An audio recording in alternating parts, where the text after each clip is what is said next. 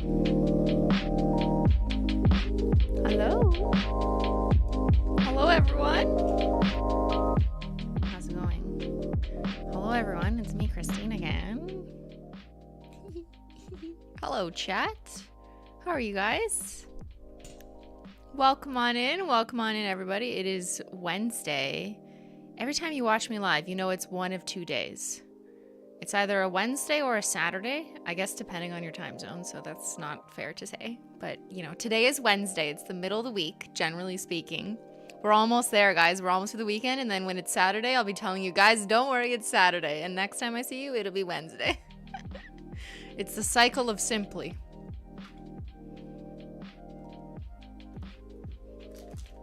I don't have a Menchie with me. Menchie! Where did you go? Guys, today I will be featuring my empty cat bed. Yes, thank you all for being here. We are streaming an empty cat bed. Poor Menchie. Yeah, she's been sleeping all day in one of her like unicorns, and then she was like, I'm tired. The day is over. Okay, I'll just take her off. There we go. They have a nice view of a piece of paper, which I'm gonna do nail art on later. I'll explain. But I have some white paper to do nail art on. All right, well, welcome on in to everyone. We've got some mods in here. I see Holo Combo, Melon Nail Art, Katie, potentially others chilling if they're available. Of course, we love our mods and they come when they can, and you know, we appreciate them. Chilling in the chat. Also, do we have a Bentendo? I have not seen Bentendo. Maybe that's not such a bad thing. Oh no, he's going in with my tea as I say that. I was wondering, I'm like, why isn't he in the chat trolling and being a weirdo, you know? There he is, bringing me tea. Do or do not do nail art. The original try. What? Oh, is that from your game or something? It's happy Star Wars just Day. Gaming things. Star Wars. Thanks for the tea. Okay. Star Wars? Oh yeah, he said it was Star Wars days. Yeah. Star Wars Day? Is this like a date? I don't know anything about Star Wars. Oh, it's May 4th. Yeah, I know that joke. Yeah, May the 4th be with you. That sounds so natural. Guys, wait. We have started off on the wrong way. I'm sorry I'm missing your super chats. I'll go back in a second. Yo, I have heard May the 4th be with you because I am a human on this planet. But I also have never seen Star Wars. Okay, I saw one of them, not like all 8 of them. How is everyone doing? Do you have tea? Oh my god, thanks, man. The tea is so good. Okay, yes. Welcome to everyone who's here. I see all the Menchie Gang members. Brittany Churchill, Silly Munchkins, Jay Linsky, Zoe K, Mermaids Logic, Princess Blingy, Moises Martinez, Becca, Breeze, Zate, Hijinks Nails, and everyone else. It's so good to see everyone. I'm glad you guys are here. Yes, today we will be talking about the new Holo Taco launch that just happened this morning. So you already know. You've seen the goods. You've checked out the website. You may have already checked out in your cart, but I'll go over it. I know you guys like to hear me chat about it, see some backstory, see a true unboxing, and a demo. We'll do a demo. And the nail art mat. Very excited. Yeah. Detectives didn't really have to do that much work this round because I've used every single thing that we've released at some point in the last several months. Like the nail art mat you've seen here this entire time. This is not a mouse pad. It used to be a mouse pad. You want to see? That's the mouse pad. And then everyone was like, you should make nail art mats that look like that. And I was like, okay. So we did. So I'm so excited about the nail art mat. Actually, Ben, if you want to come back up here and just help me with that second camera that we were using for Menchie, I'm wondering if I can multi-purpose and give you guys 2 views of one that's not as zoomed out. Yeah, and then we also have nail art brushes and dotting tools. So we've got these in, don't worry, we'll do a whole unboxing. This is how they come packaged in transit. So yeah, I'm excited. Those 3 new items finally dropped. I've been testing them for a long time and have done nail art with them at some point in the past. You might have seen on stream, or maybe it was in a Holo Taco video. So you guys have, the true detectives have known that the tools were coming. You guys see the rainbow chrome accents and even the case with the unicorn skin. So very exciting about that. And then Got Cake is back, as you recall. For my birthday 2 years ago, we released Got Cake as my first birthday polish with Holo Taco. And then last December, during the 12 days of Christmas, you guys voted which limited edition polish should come back. And Got Cake and Everything Taco was virtually a tie. Like, it was too close that we couldn't say just one of them. So we said, okay, we'll bring 2 back.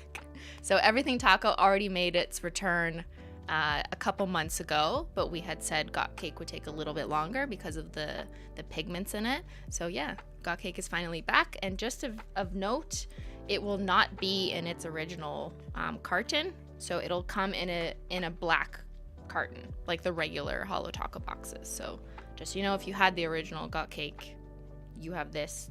We are not selling these cartons again. Hi, Menchie. Now she's on the floor. Now she's here. Now just cancel the stream. We're just gonna do Menchie. Menchie, you going to bed? All right, let me go back to some of the chat. So I was thinking of, can that angle get, or you want to show? There's Menchie. What? Okay, I'm gonna scroll back to what I missed while you just focus on Menchie.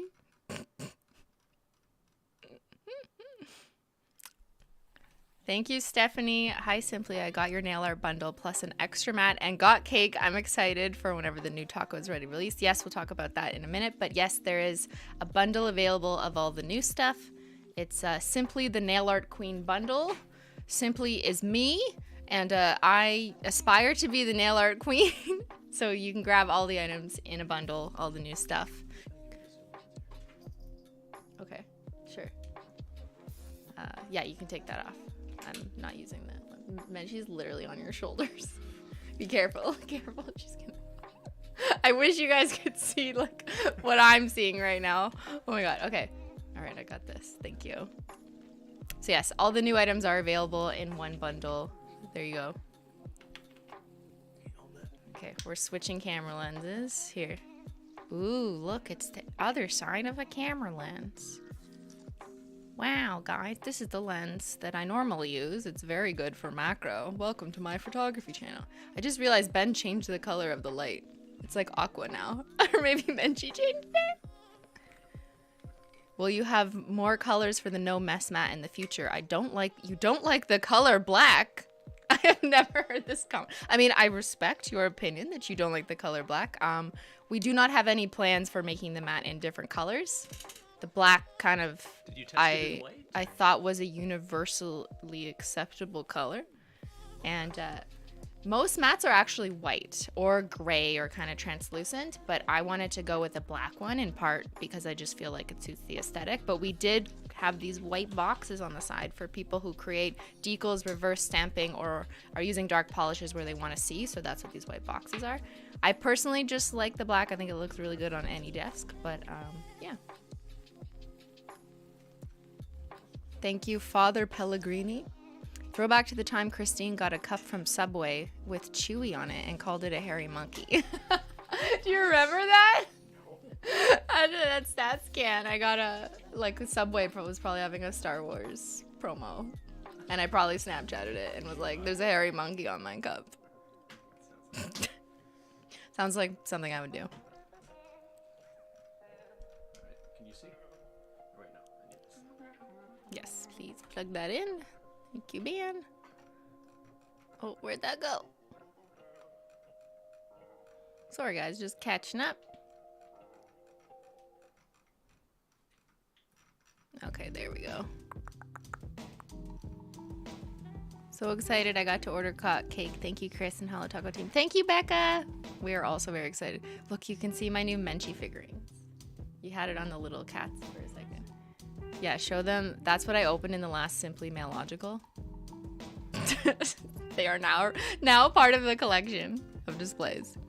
I've been watching the court case as well. This is so interesting and sad at the same time. On a positive note, May the 4th be with you and happy launch. Thank you. Yes, I've been watching as well, but we'll stick to Holo Taco and Menchie things on this stream.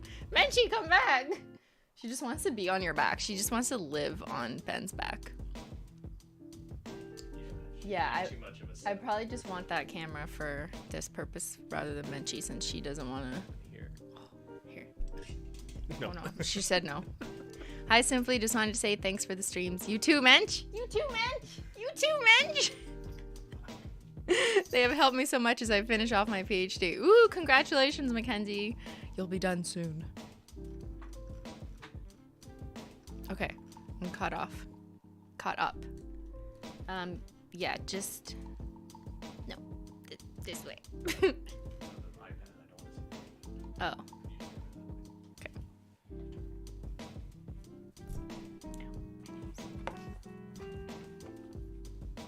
Anything else on your desk?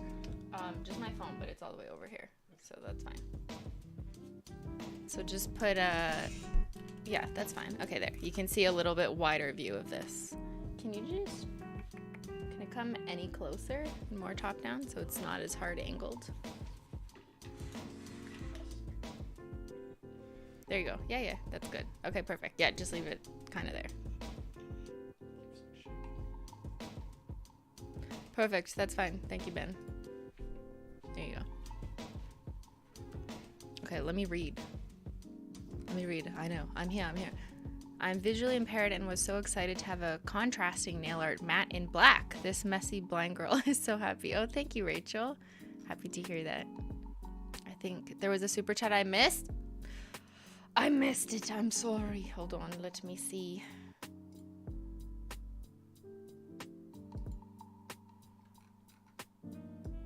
Yeah, it doesn't let me go back.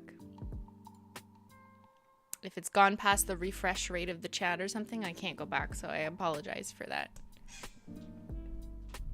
All right, okay, we are here and we're doing a showcase, demo, review, question, Q&A, whatever you guys want about the new Holo Taco nail art tools. And maybe I'll do nail art, okay?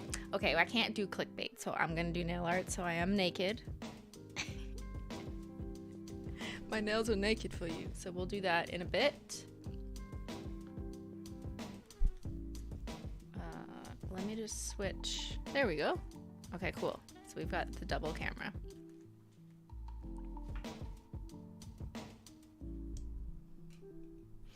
Okay, so I have a few things I'd like to do. I think I want to unbox these first and just explain them. And then we can go to the website and, you know, show you what's actually available. But I think maybe you guys just want to see it right here. A little chatting about it. And then I would like to show you some stuff that has already been published by nail artists on Instagram and such. They've done a great job at showing how to use the nail art tools and the types of things you can do with it, more than I can. But then we will move into me showing you some stuff. And I even have like a piece of paper just to show like the difference in brush strokes, but we'll also paint our nails. So that sounds like it's gonna take 5 hours. So I'm gonna try and not take 5 hours to do everything. But yeah, we'll get started shortly. Austin, but not Texas.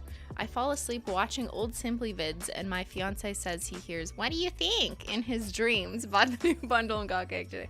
Yeah, I posted a TikTok with the "What do you think?" I challenge you to use that audio.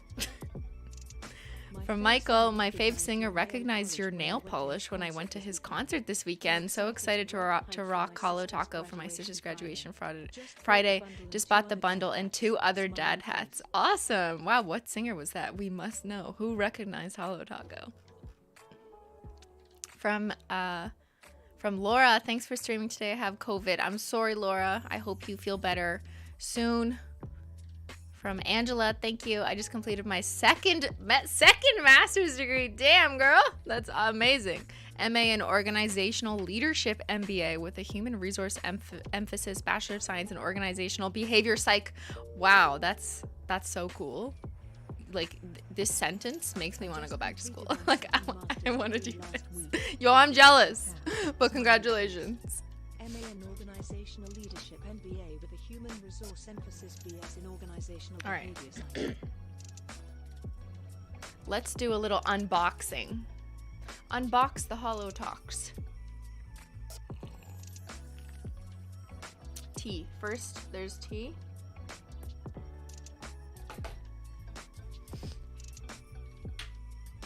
Okay, so you all know what Got Cake is. I don't need to unbox that one. But Got Cake is back, and Got Cake will be returning as long as there is demand. If Got Cake sells out, we will be restocking it. So I know that that's a common question.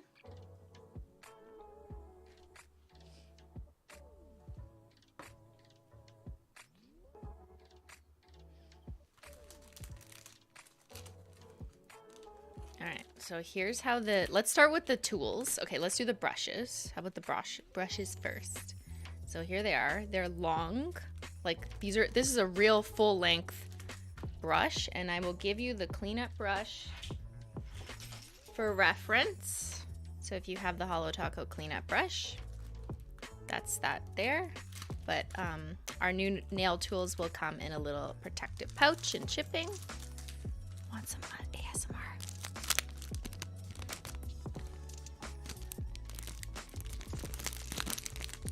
Okay, that's probably terrible. GB, help me! It's probably awful. Okay.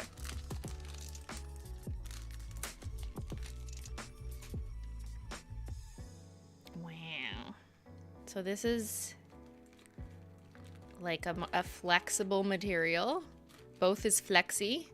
This is obviously unicorn skin. That's the technical term. It's very similar to the Peely bag in terms of its effect.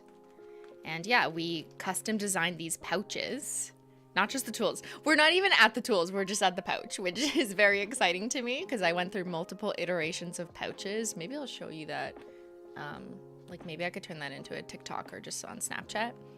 But we tested like different iterations of how to print the shapes on the back. I really wanted to work our pattern in because I just find that it just ties everything together. And obviously looks like, you know, this is a custom case for Holo Taco, which it is. And then I wanted matte black mixed with unicorn skin elements. So you just open it like that.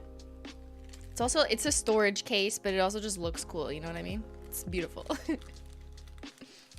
And all your tools will come individually wrapped and that's for purposes of protecting it in transit, because we don't want them to rub up against each other or, you know, whatever. So they will come like this. There are 5 nail art brush tools. They are all cruelty-free vegan bristles because they are made of synthetic fibers, so they are not made of animal hair.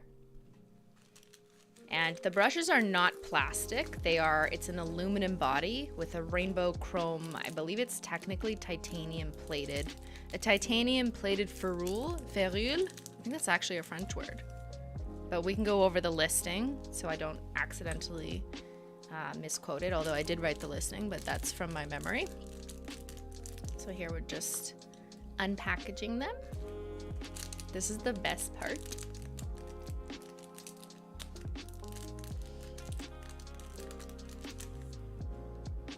What do we think so far? So pretty. They match the cleanup brush. Yes, that was the idea. We actually started designing nail art tools while we were designing the cleanup brush. And although I went through a bunch of different samples of nail art tools to finally get to these specific brushes,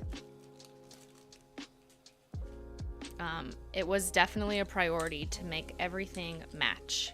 So the cleanup brush is a little bit thicker, just like the shape of the body, just so you, for reference, hold on, there you go. So the cleanup brush is wider. It's more like a thicker pen, and these are skinnier, which some people find more natural when it comes to like hand painting things. And if you're someone who has nail art brushes in the past, or you're even a painter, like painter of real paints, not nail polish paints, the skinnier brush tends to be the more average size in like paintbrush stores, if that makes sense, right? But they all match, and they all look like they belong together. They belong together. Oh yeah, the hand cream promotion. Thank you for reminding me, Amelia. I should have told you that. at the start. Right now we are having a promotion, which is so cool, that with any order at Holo Taco of over $80, you get a free full size, like this whole thing of hand cream, which I'm really excited about. If the code, or it wasn't a code, sorry, it should be automatically added to your order. At the beginning when we launched the tools earlier this morning, it wasn't working in terms of adding it to your cart automatically, so I apologize, but if your order qualified, if it was over $80, you will be getting that hand cream. But it's fixed now, so if you go to the website, you order over $80, that's US, you'll get a free full-size hand cream, which I'm so excited about because it's like we give you a free gift, but now more people will know just how amazing this hand cream is, and I totally understand maybe some people thinking like, oh, they didn't really want to, you know, pay for the full size if they weren't sure if it was going to work for their skin. So I'm really excited that we were able to do this and give away some free hand creams because the feedback we've been getting on this has been amazing, and I really appreciate it. Everyone who's ordered it already and has given positive feedback, because I've heard the vast majority of people love it and they're like, this is actually so good. Like they like how it feels matte, it doesn't dry greasy, it's super absorbent, it has jojoba oil in it, you know, what's good for nails. And yeah, so I'm excited about that. Free hand cream, full size, every order, $80 or more. So there you go. The first taste is free. Don't eat the hand cream. Guys, do not eat the hand cream. Beauty Envy, the hand cream is so good. I used to use a bougie brand, but this is so much better converted. Thank you so much. It makes me so happy. Like, I love it, but like, I understand it. It's hard to know unless you try it. It's not like a color where you're like, I really like that color, so I need it. But like this, I have one on every desk. I also have a nail art mat on every desk. It's $80 US, yeah. And it should automatically pop into your cart. And if you had any trouble with that earlier, when we first launched, there was some like issues with the website, please reach out to customer service. They will absolutely help you out there, because you will get a free hand cream if you ordered $80 US or more beginning today when we launch the tools. Free qualifying orders. Whatever fine print, I don't know if that counts gift cards. You know what I mean?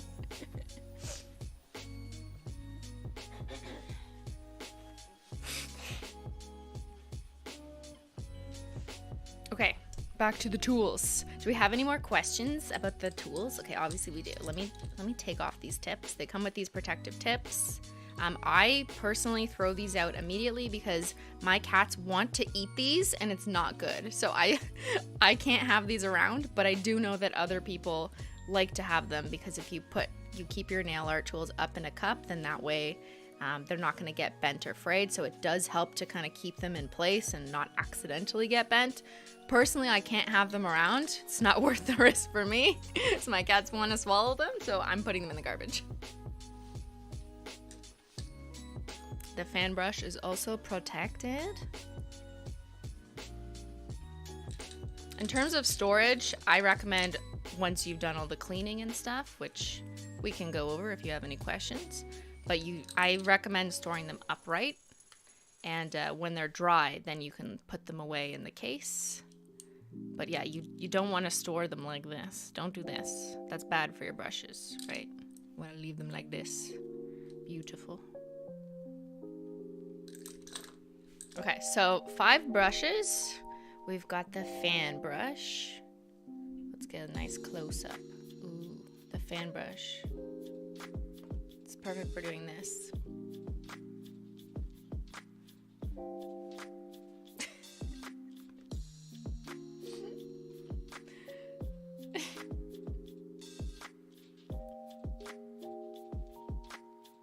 Sorry, Ben, I'm gonna need my iPad back because I can't see anything you're texting me.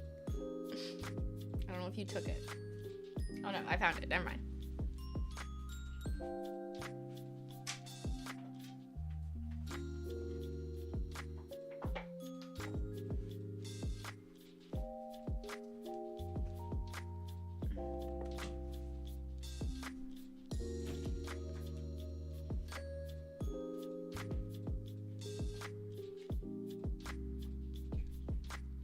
Sorry, it's Yes, I can do that. Sorry about that. Okay, the fan brush can be used for multiple different things.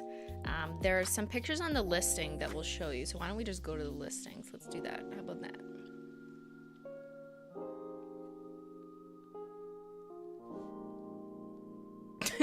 Instead of Menchie in the corner, I've got the... Okay, maybe I'll leave it. That's fine.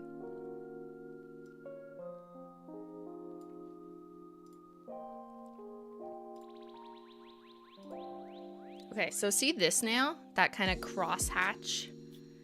That was achieved using a fan brush. I will have a video on that at some point on the Holo Taco channel, or maybe we'll post it on Holo Taco like YouTube shorts. But a fan brush can be used for that like X cross hatch kind of design where you can do it across your entire nail in just a couple swipes. That's not the only thing it's used for. It's just a common nail art technique. And then there's also doing gradients with the fan brush where you can just do like 2 or 3 different colors and then kind of dust them across. It gives it more of an abstract gradient as opposed to a super blended gradient. And then there's also people who use fan brushes to dab on or dust on like iridescent powders. For someone who's working with powders or loose glitters, then people may use fan brushes for that. But in terms of just applying nail polish, I'd say the 2 most common uses are kind of that like cross hatch, like not plaid, but like cross stitch, cross hatch, is that the word? Or just a gradient straight across. And you're going to see so many people like using Holo Taco products like on Instagram who will do great jobs at demoing it. But yeah, I also did on my thumb. You can't really see as well. Thank you, Dragon. I just wanted to say thank you. I wasn't really a creative person. During COVID, I discovered you in Holo Taco. Now I can't live without nail polish. Wow. Thank you. I'm so happy to have unlocked your creativity. I think we're all a little bit creative. And that's great that you found joy in it.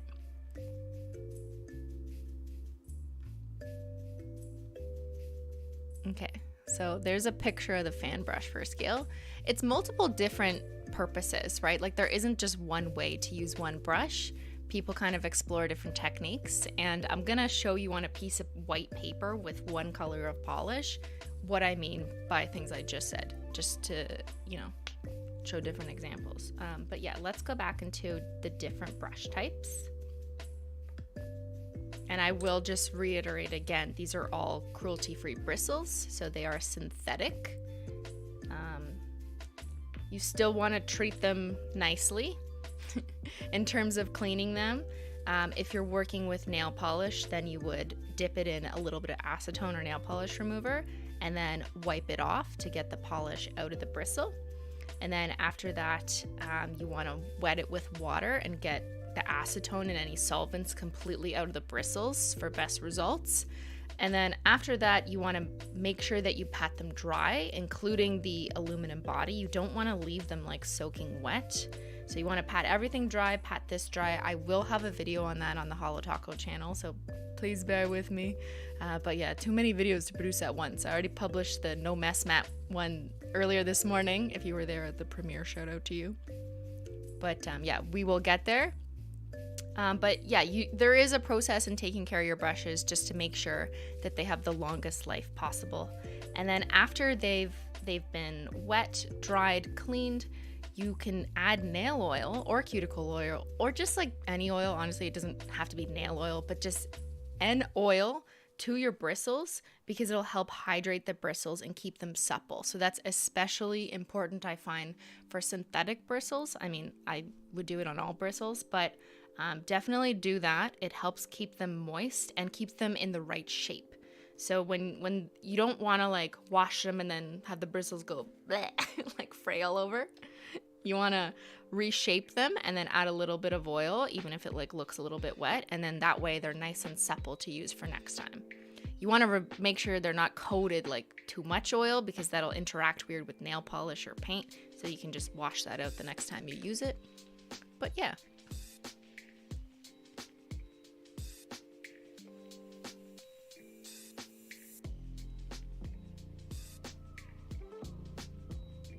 These brushes have a higher routine than I do. Yeah, it sounds like a lot, but it's really just there to help you extend the wear of your brushes. Like, I've definitely gone through phases where I haven't been that diligent in cleaning my brushes, but then they kind of like suffer, you know what I mean? Or they get like crusty the next time I try and use it.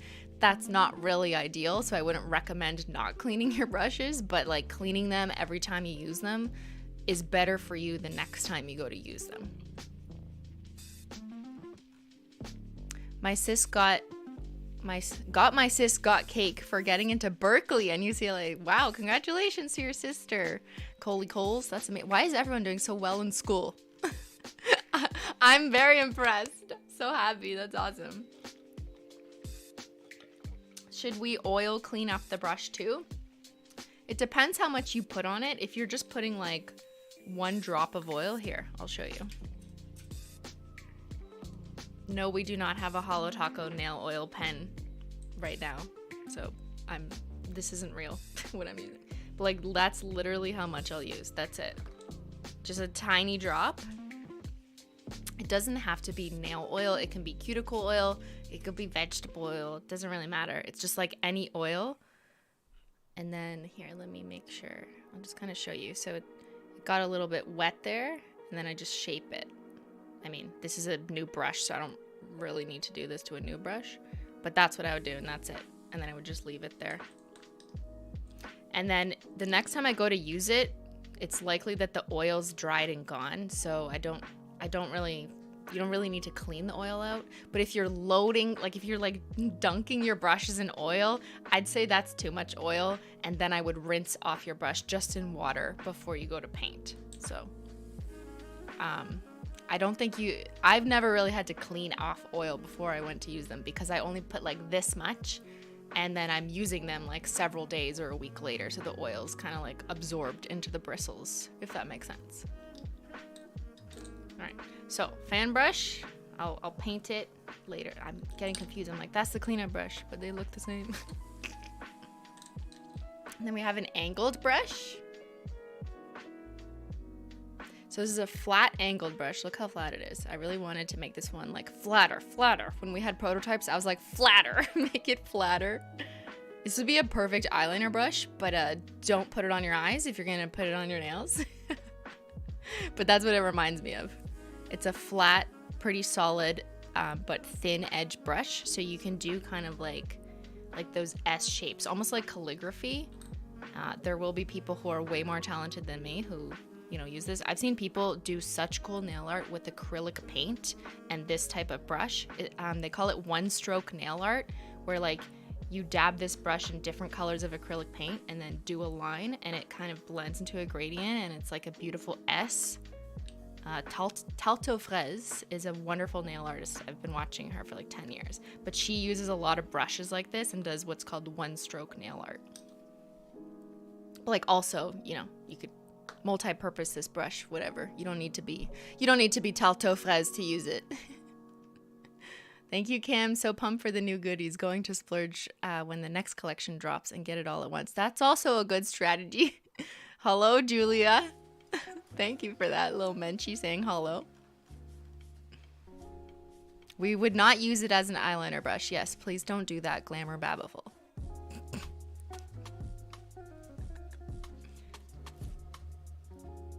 Can you compare the brushes to, where did I see that? To the cleanup brush? So this is the cleanup brush. I don't have my most macro camera on right now because we just switched the lens so I could give you a wider view. But this is the cleanup brush. It is thicker than the flat new nail art brush, but it is shorter and smaller to get like deep into the edges around the nail of the cuticle. So they have very different edges. Like this has a very flat, thin edge. This one's a little more rounded. And that's because this one isn't for painting, right? Like it's a little thick to be for painting. Whereas this one has a very thin edge. So you could even do like lines, like stamping lines with the edge of this one. You know what I mean? Like as if you were to trace eyeliner, you could be like doot, doot, doot, doot. Whereas that's not really the cleanup brush's purpose or ability. Should we oil the cleanup brush too? Yes, absolutely. I usually do. It's like, it's not a requirement. I mean, it's also not a requirement for these, but it is a best practices. So anyone who's, any nail artists out there, if there's some of you watching in the chat, I'm sure you guys oil your brushes a lot. It's also like kind of just habit. If you have nail oil sitting around, you just like shove it on everything that has hair. Sometimes I even like go like this. I'm like, putting some nail oil in my hair for my frizzies. Don't tell anyone. But yes, I do put nail oil occasionally on my cleanup brush in the same way it helps keep the bristles more supple. How do brushes differ from fine art brushes?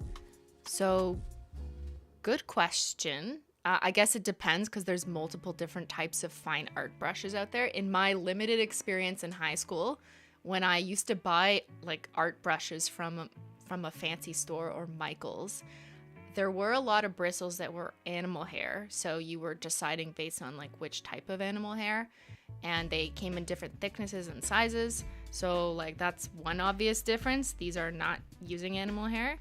But in terms of the synthetic nature of them, these nail art brushes were developed for use with nail polish remover, so that if you use nail polish remover, they're not immediately going to erode in the nail polish remover. There are some, but not all, like real paint brushes that will just completely dissolve if you put them in nail polish remover or acetone. So these were designed as nail art brushes, knowing that they're going to be used with acetone or nail polish remover, but also using bristles that are not animal hair based.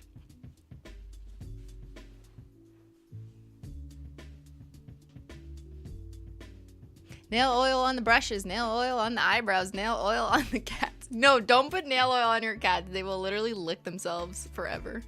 Nail oil on your horse girl hair. Yes, exactly.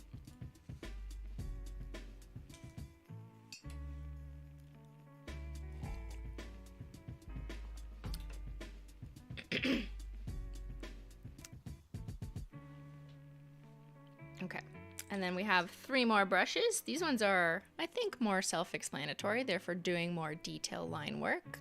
But let's take a look. We have the striping brush. I'd have to say, like, of all the brushes, I think I use striping brushes the most because I just find that they're so much easier to do, like, skinny lines across your nail, whether you're painting a spider web, whether you're just doing, like, a plaid design, or you just want to paint a rainbow of skinny stripes. The striping brush is amazing because you don't have to control it as much as a shorter brush.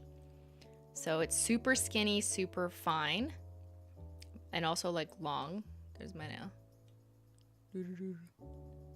It's as long as my nail. And then we have our other 2 brushes. This one's kind of just like, let's let it focus. We have somewhat of a long, it's like a medium length bristle brush, and then we have a detail brush, which is, you know, what every nail artist needs, the most finest, tiniest point, but still enough bristles. And I know there's definitely people out there, including myself, I've totally done this, where even though like the bristles are super tiny, like look, you can't even see them anymore. If I go like this, they're gone. You can't tell that there's bristles on this brush. But nail artists who want to do super fine details, like painting realistic faces, not me, but others who are so good at it, they will even take a brush with bristles this tiny and like chop more bristles off just to make it like almost only 5 bristles. So obviously we're not gonna sell a brush that has only 5 individual strands, but it's kind of common practice among nail artists to just customize how many bristles they want on their brush. So, you know, if someone chops off a couple bristles so they can make it even smaller than this, like, I don't really see that as a bad thing. I think that's just a custom preference. However, I think this is like a decent amount for a detail brush. Nailing painting, guilty of that. Yeah, how many bristles are left on your brush? Like 2. Yeah, I don't see it as a bad thing. I think it's a good thing when nail artists kind of like customize tools. There's some people who want like 2 bristles and some people who want like 15 bristles or what. I mean, I did not count. I just tested for like what makes sense. But yeah. How long are the bristles on these brushes? Do I have a tape measure that's like this short? I don't think so. Like, I don't know. Here's my hands. Does that help?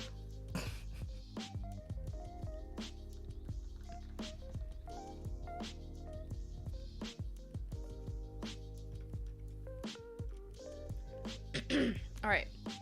So those are the nail art brushes. And maybe I'll just go back to this page as a summary. Oh, I have this. Thanks, man. Is this too big though? I need the. Can you get the one in my drawer that's like a pink little tape measure? Because it has smaller than centimeters. Like, what is this, Ben? What are we building furniture? This won't show. It's too big.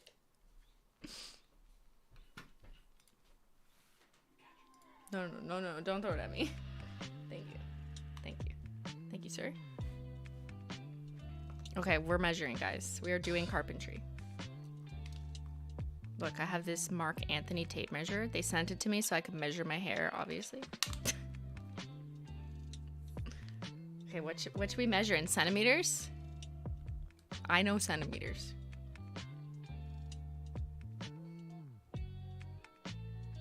So the striping brush is 2 centimeters.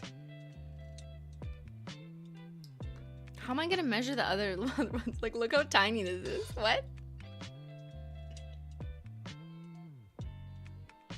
The detail brush is 1/2 centimeter.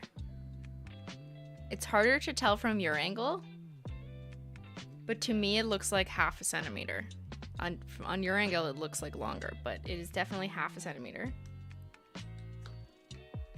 Oh, do we want a Holo Taco bottle for scale? Yeah, here. And then this one is... I'd say 0.65 centimeters.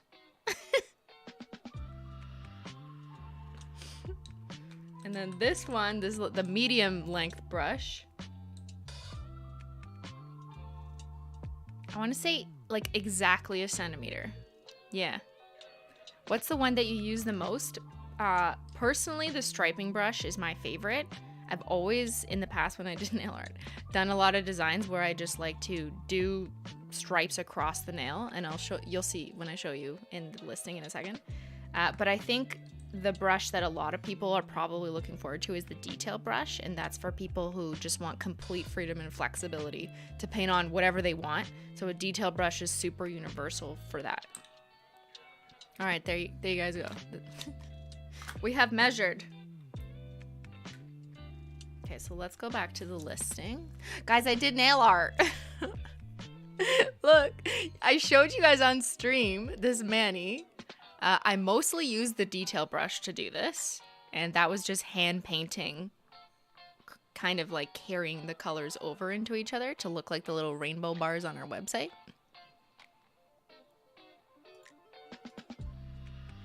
Yeah, there's the brushes. You can see them relative to each other. Ooh, the rainbow chrome though. There we go. The pouches are in the background. Nail art, more nail art. Yeah, I really don't know what this is, but here's an example of 2 brushes. So the yellow underneath, I was using the flat edge one that kind of looks like an S. This doesn't really help, but like the flat edge one. Honestly, I'm not a fan of this nail art. Like, I did it, and then I was like, I don't really like how this turned out. But, like, I was demoing nail art brushes, so I wasn't gonna not use it. I don't know if it's, like, the colors I picked. I'm sure you guys will love it anyways, and just tell me I'm wrong. But, yeah. Anyways, what did I use? I used lavender, and then I put Polar Princess on top. That's the shimmer. And then I used butterscotch hop with the flat edge new nail art brush to do these kind of like wheatgrass, not wheatgrass, but like it looked like little wheat things that look like an S. And then on top of that, I used shady navy, not milky white, and a striping brush to do these like almost floral in the field lines that are somewhat overlapping. It's an abstract field in the fall. I don't know what it is. But yeah, I painted it just to try and play with them.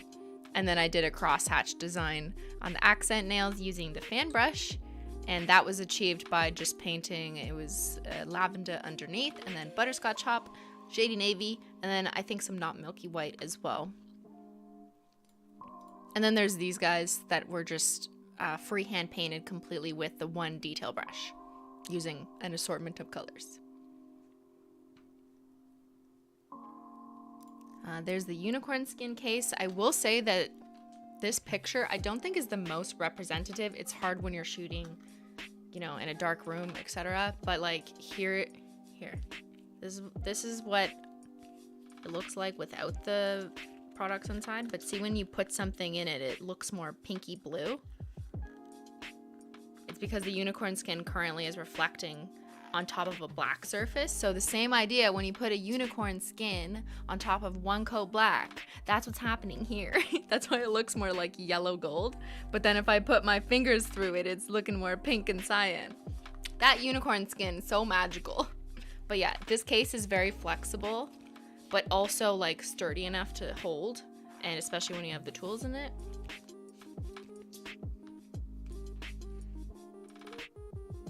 There's the back of the case. Can't ignore that. But yeah. So I was excited that we were able to get the price to $25, which I think is very fair considering the quality and customization of these brushes and the pouch. So yeah, you get 5 tools for $25.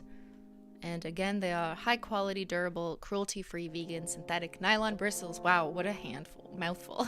Fan brush, mid-length brush, angled flat brush, striping brush, detail brush, rainbow chrome titanium plated ferrule and ends. Oh, I said that right earlier. Aluminum body tools with custom Holo Taco embossing, iridescent translucent unicorn skin pouch with matte black accents. Yay! Oh, there's information on how to clean there as well, right? On the listing. Okay, so now let's move into dotting tools, shall we? We're gonna paint with these on a piece of paper in like probably half an hour from now, so come back. We have too much to say. All right, here's the dotting tools.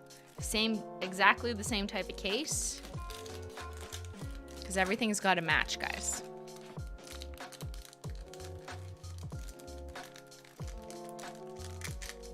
I love how informative things on Holo Taco's website always are. Thank you, Cosmic Glitter. I try and make sure we've got all the information as much as possible.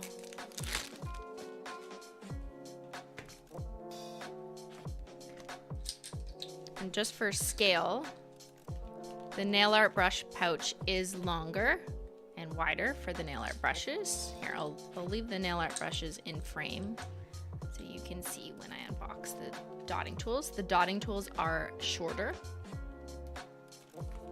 and they also come individually packaged.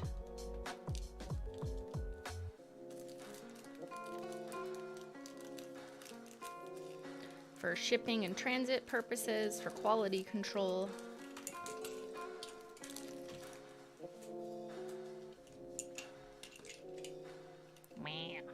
I'm so proud of these. They just look so cool. Guys, we don't even need to do nail art. Why do nail art when the tools just look this cool?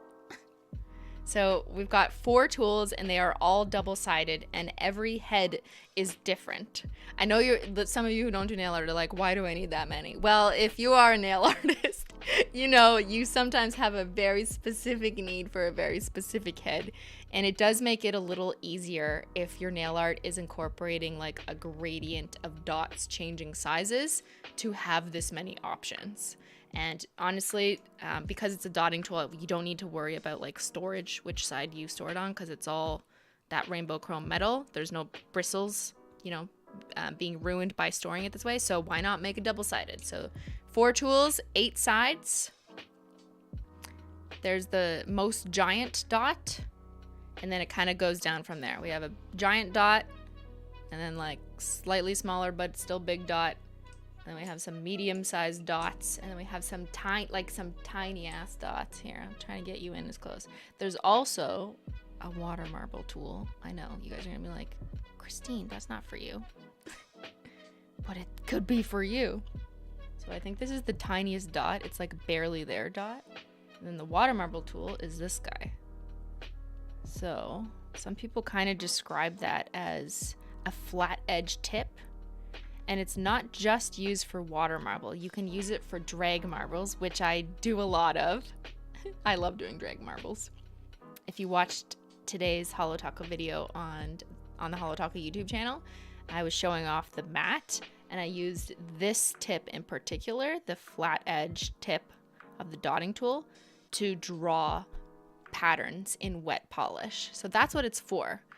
Because it's not like a big ball circle, it's more like it's like a skewer tip because it's kind of pointy.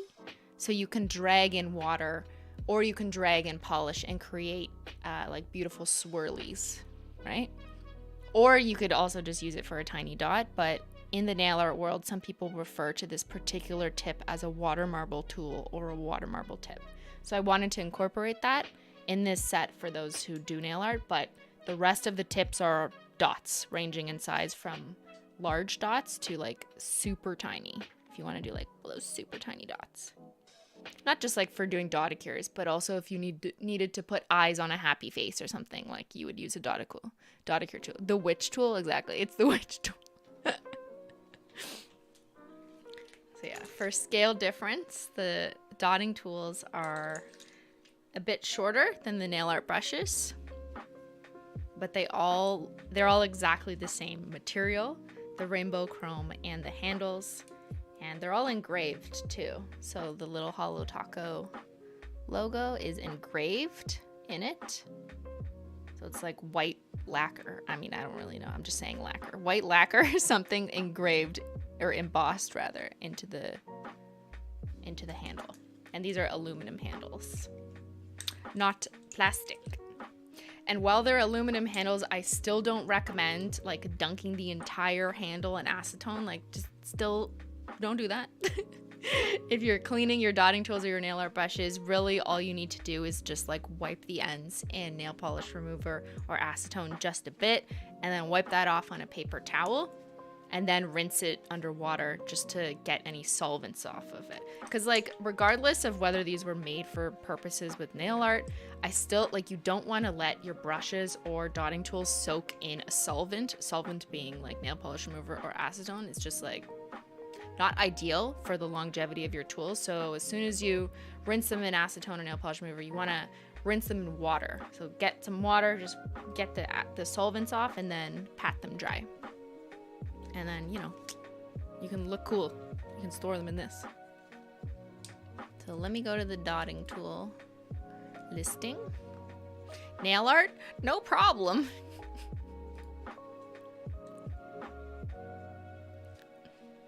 Yeah, so there's the Simply the Nail Art Queen bundle where you can get all the 3 new.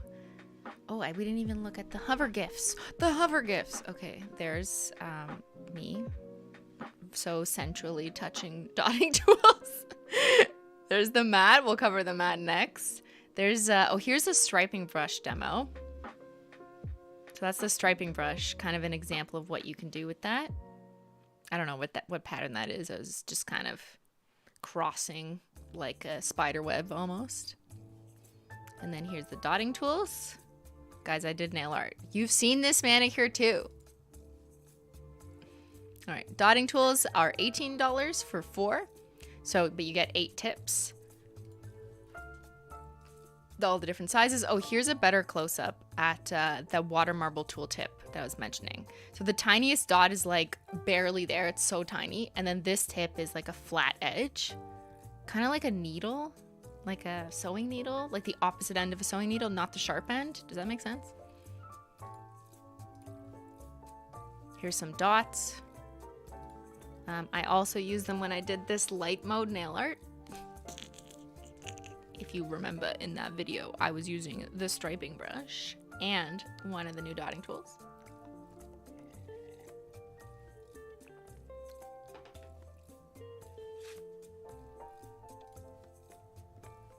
And then here's an example. This is the largest ball in the set. So I used the largest ball to do these purple dots with, that's Work Bestie, and then left on red. These are all like released Holo Taco crems.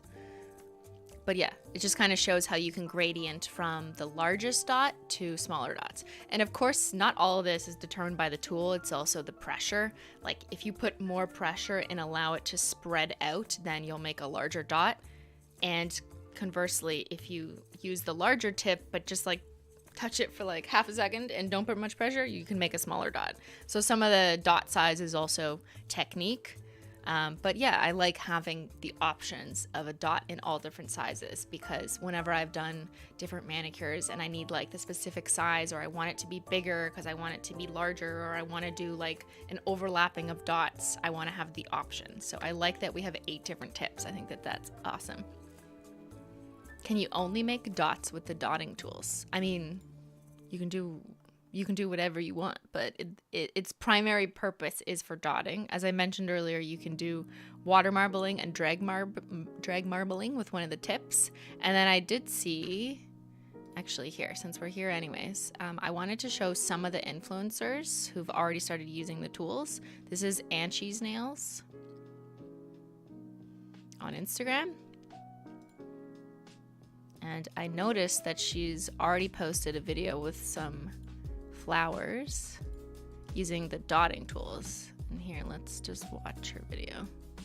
Look, so that's using dotting tools to do flowers. So she see how she's like dragging it?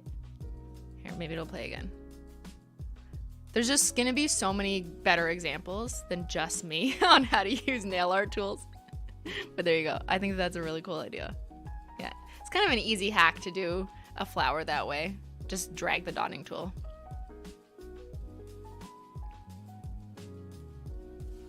So that was Anchi's Nails with 2 A's.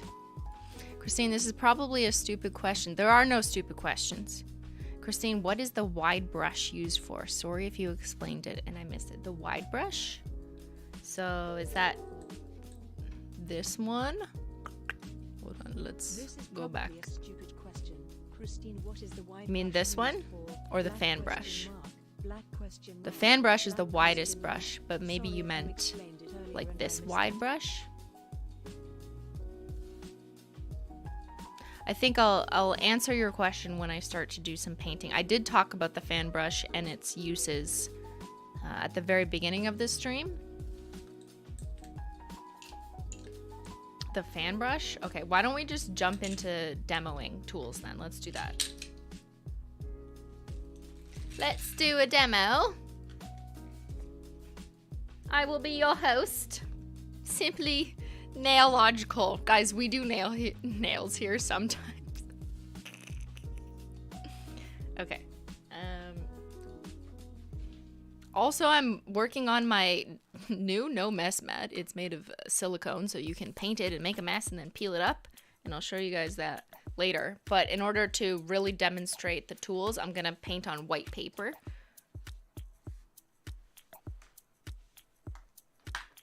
Let me grab some crayons.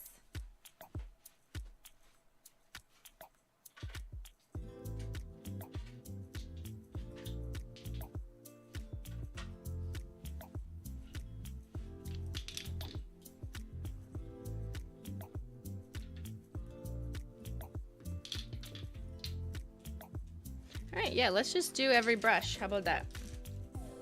And the reason why I'm doing it on paper is because I could do a lot more and show you more clearly what I mean about the differences. And there's going to be a ton of videos that are going to be rolling out from Holo Taco and that have already rolled out from a lot of Instagram content creators. I did want to show you guys a few on stream here, but let's do this demo first. So here, I'll grab, how about some Work Bestie?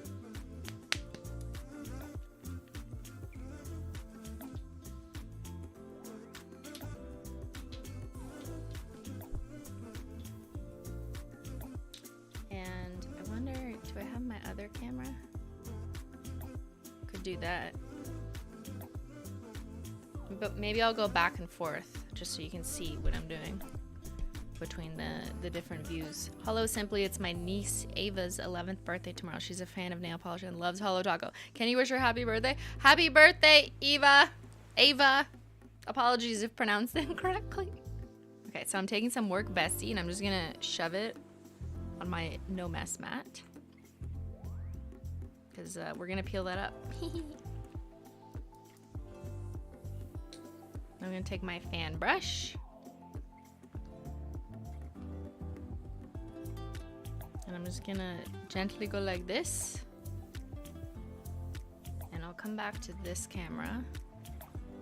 So you can see. First I would probably like get rid of some of it, and then I would go like this.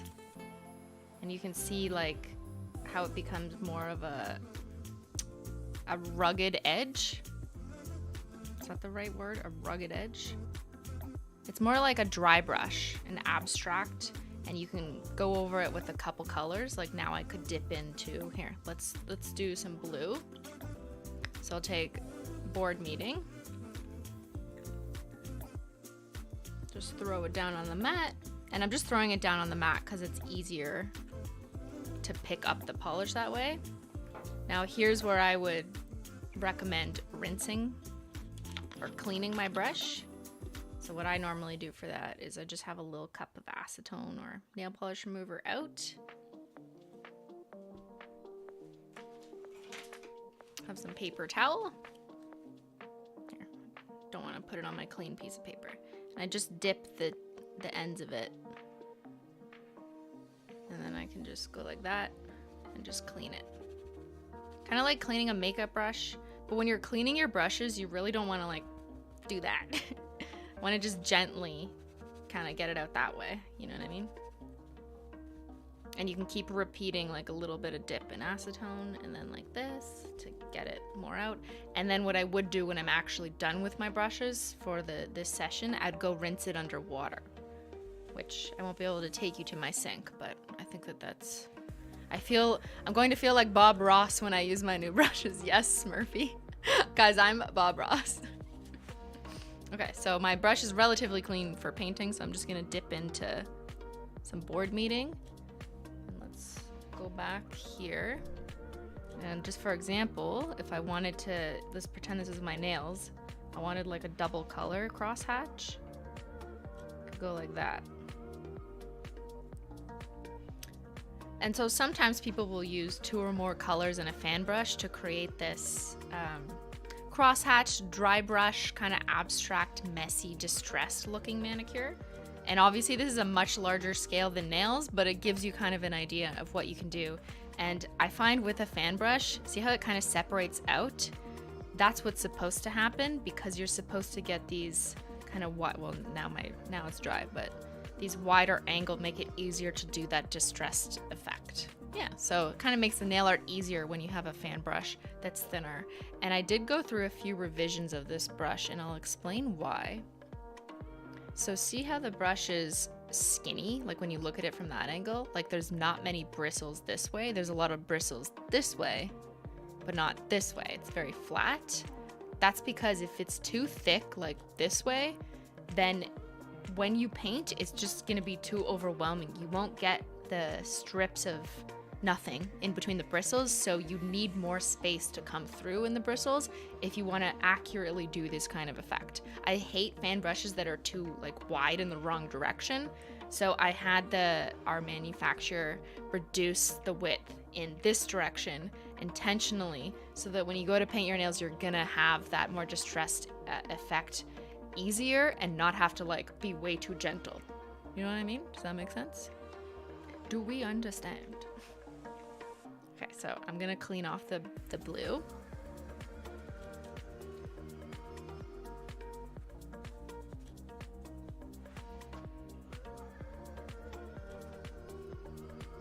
So in terms of cleaning, see now it's like no longer showing any color. So I would just take this, rinse it in water, and then maybe add a little nail oil. Maybe we could do that at the end of the stream, but I don't think there's I don't need to do it this second, you know? Just when you're done for the day, you've wrapped up your manicure. Let's go to another brush. So that's one example of what you can do with a fan brush. Other people, like nail artists, will use it to sprinkle iridescent glitter if they're doing like a powder or something. I won't be showing you that kind of stuff, but I find this is fun. Oh, you know what? I could also show you a gradient. Why don't we do that? Let's get another color.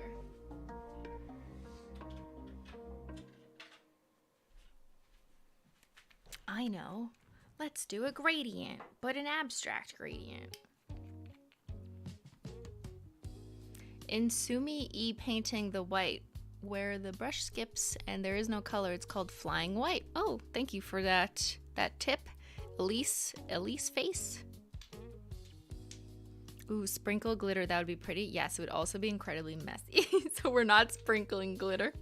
Guys, I am traumatized from opening mail with glitter. Okay, so what I'm gonna do now is just I'm not gonna clean in between these just to minimize time. But I'll just show you guys how some nail artists might do a gradient with a fan brush.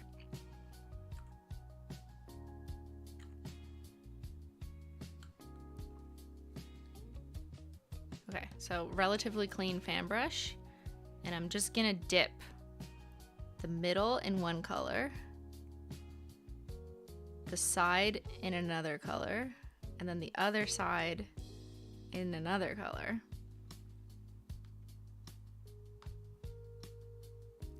So when I go like this,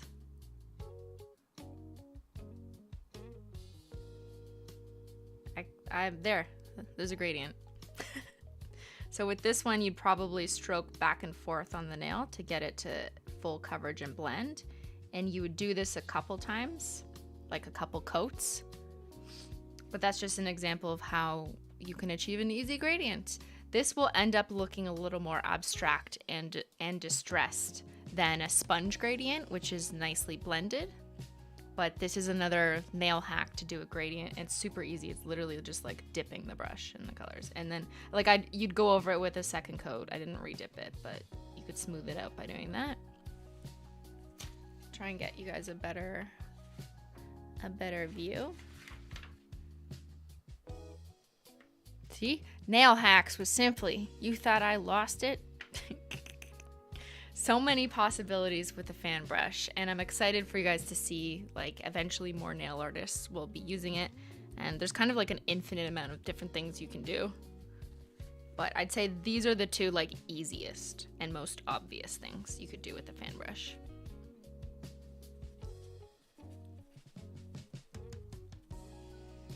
All right, let's move on to another brush. Yes, I put all the colors on one time. I just like dabbed the middle, then the end, then the other end, and swiped. Okay, let's do the striping brush, my favorite brush. I love the striping brush. Sorry, this camera's getting dark. I wonder if let me increase this light.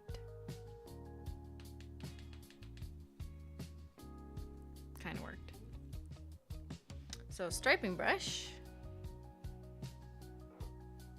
let's paint in black.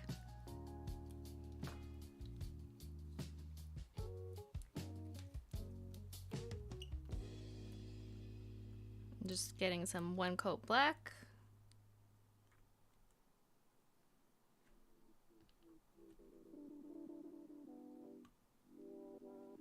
And if you can see, I'm just literally throwing it on my mat. It's a great way to just create a palette. And as you'll notice, no more need for a yogurt lid. So I take my striping brush, and then I'm just gonna run it through my one coat black.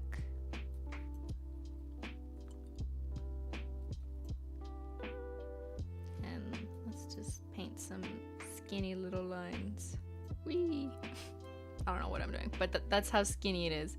So some people will use this for, like, you know, drawing spider webs or just cross-hatched lines, some fine details. You could do like different colors and draw a rainbow beside each other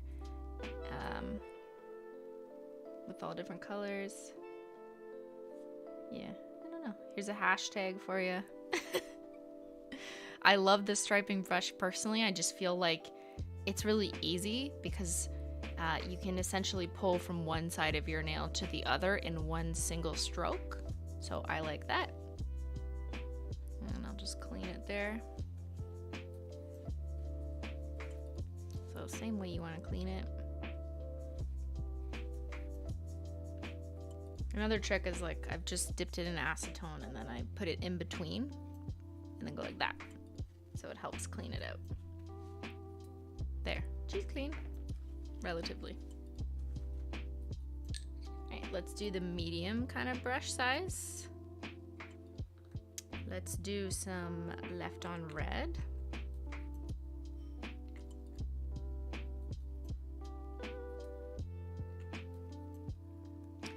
From Chris, I'm an art teacher and 2 days a week we teach online and I have an overhead camera for demonstrations. The HT mat will be my new background. Oh, I'm so excited, Chris. I'm very excited for people to finally have this background because, like, you know, you guys have seen me use it for like what feels like forever. And now people will finally have it for themselves. So that's kind of feels so cool. Okay, so I was just getting some left on red. And this is like a thicker brush than the striping brush. So kind of do like little squigglies. Just to show you the different size.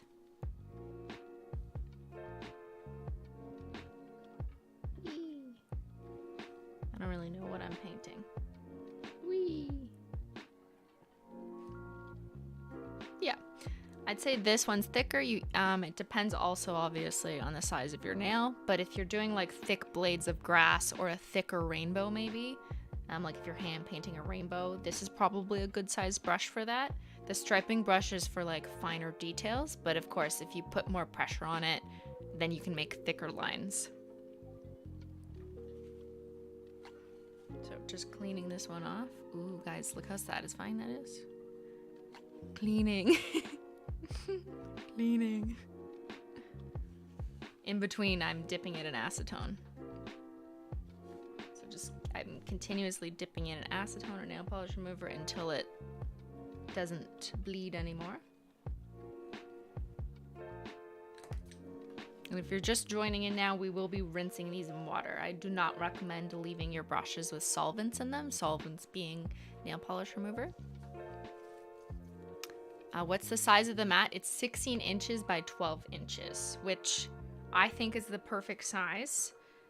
There are nail art mats that are slightly bigger out there that I have found to be too big, and then there's nail art mats that are slightly smaller that annoy me because they're like just too small. So this was the size that I kind of landed on that I felt was perfect.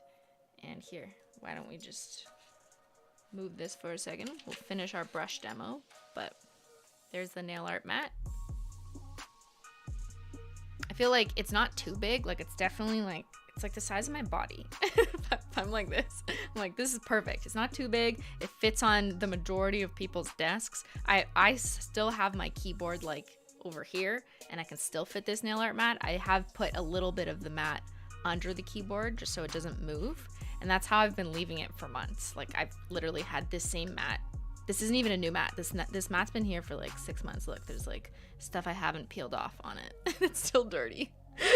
This is technically like a prototype mat that I approved, but it's the same stuff. I didn't even unbox the mat. Why don't we do that? Let's unbox the mat while we're here before I forget. So here's how it ships, the No-Mess Mat. And it ships rolled in part because of space savings, but also because that's the best way to ship it because you don't want to fold it. Do not fold this mat. And I'll show you why.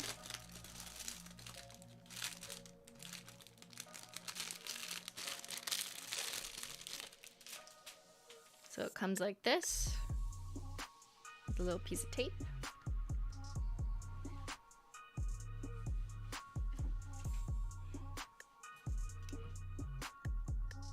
Don't cut the mat, but I'm just getting the tape.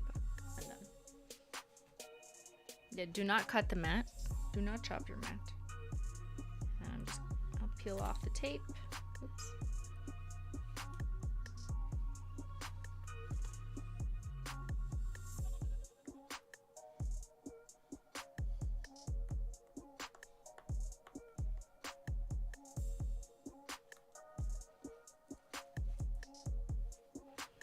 So it just unfurls. And the first time you open it, you'll want to put it flat. Oh, I don't want to cover like the wet nail polish. Hold on, I gotta move my stuff. And my mouse. My mouse is in the way. The first time you open it, like it lies pretty flat instantly, but it's also possible that it's like slightly curled from shipping. So I just recommend just unfurling it, put some things down on it, even put a book if it's like not perfectly flat. But this material, this silicone, is pretty good at just being flat once it's flat. But what you don't want to do in storage is fold it. Like, don't fold it like this and leave it, because that will cause creasing in the mat. So that's why it's shipped rolled, so that you don't get any creases. So you can just roll it out like the red carpet and be like, yes, this is my space now. This is my space. Do not enter my space. So while we designed it for nail art, you know, you can make decals. Decals, yes, I said it. I said decals. You can do reverse stamping. You can practice. You can just paint your nails. You know, you don't have to do a nail art on it. You can make a mess like what I'm doing here, like whatever. It also just looks really cool on your desk, which is the main reason for it, honestly. Like, I just like having it as a background. I think it kind of suits the majority of people's aesthetic. Like, it's just black and white. That's why we didn't add colors, because, you know, most people can work black or white into their desk. And for those of you who film or do anything where you're making TikToks of your nails, or you're taking pictures of a tutorial, I find that I really like using this as a backdrop, because it's so easy to clean, as opposed to using a black Bristol board, which I normally do, and then you can't clean that. I have to throw it out and buy new, fresh ones every time I film. So also designed this thinking of that in mind, like something that I and other people could use and clean and still look cool behind as a background, right? Like, I didn't want Holo Taco like written everywhere. I just find that kind of annoying. And I didn't want, like, some mats have drawings of nails. I didn't really want that, because I find that doesn't really look good as a background when you're filming. Just my personal preference. But I find something like this, where it's just more of an abstract pattern, looks cool from far away, from close up. And then we put these on the side so that it wouldn't interrupt with you maybe wanting to film or shoot on this. So basically I made this mat for me. I'm like, I need to shoot. But yeah, free Holo Taco promotion. Yeah, except Holo Taco's on like the corner or here. So most people probably won't see that if they're filming. But I just think this pattern looks cool in the background. What did Ben say? It's a good placemat for hummus. Yes, it's very easy to clean. You can rinse it under water. You can use a lint roller to clean it. You can wipe it with acetone. In the video, I highly recommend that you guys watch the No-Mess Mat video posted earlier today on Holo Taco. It shows you my recommended best tips for cleaning. I actually suggest using acetone or nail polish remover as a last resort to clean it, because I don't think you'll need it. And when this dries in, like, you know, the next 30 minutes, I will show you guys what I mean. I will barely need to use any nail polish remover. Oh, it also has a lip on the entire edge.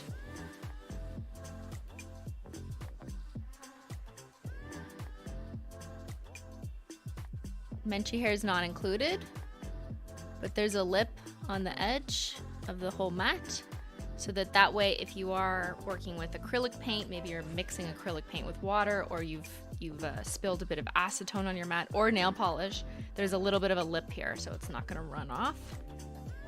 So that was important to me. And then these little squares are great for making decals for those of you who reverse stamp, or just, you know, drawing things on. We wanted to have some white background just as an option, or you can just like paint wherever. And of course the tagline, made a mess, it's not a problem anymore. And then for storage, just roll it back up if you need to store it anywhere. If for whatever reason you can't leave it on your desk, then you just go like this.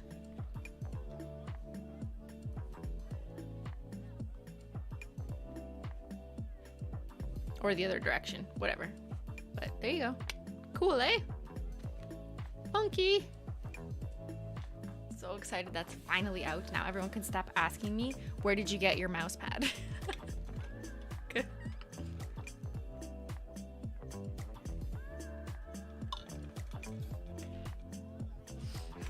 And why don't we just head over to the website, go to the No-Mess Mat and see if I miss anything. There you go. Those are decals being peeled off. There's a video on that. There's a video for that. There's a video for it. So yeah, just an example of it rolling. All the decals I made in the basement. Just made a complete mess. Who saw this part of the video where I was painting a swatch wheel and then was like, oops, I painted it all over this mat. I'm so messy. Me trying to demo being, yeah, like completely overshooting the nail.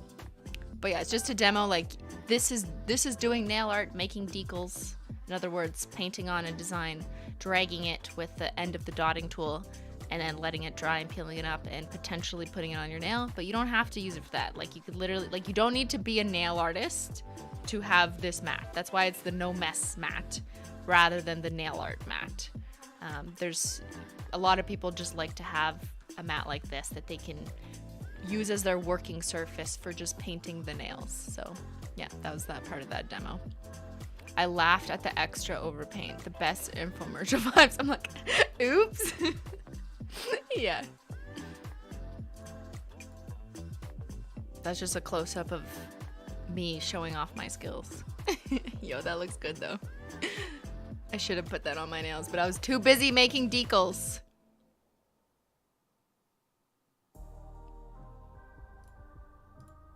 Pictures of the pattern and the lip, and then there you go. Awesome, but not Texas. Oh, you have other mats.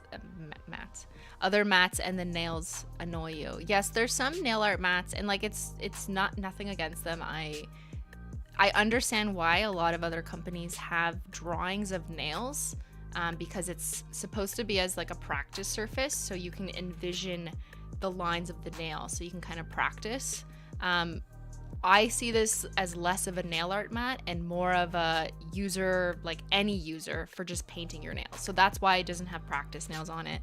I'm not just marketing this for people who do nail art. I really see this as like, do you paint your nails? Then you need something to protect your desk and also just look cool. So yeah, that's why I didn't really want to put nails on it.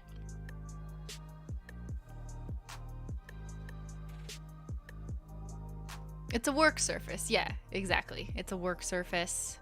Yeah, $15. I'm glad we were able to get that. I feel like that's a really fair price for what it is, and it will last forever if you don't like cut it up or destroy it and you follow the instructions. It will last a long ass time. This one that I've had on my desk has been sitting here for like 4 months, or probably longer than that.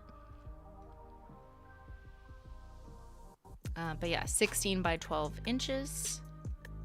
And that's the mat. That's that mat.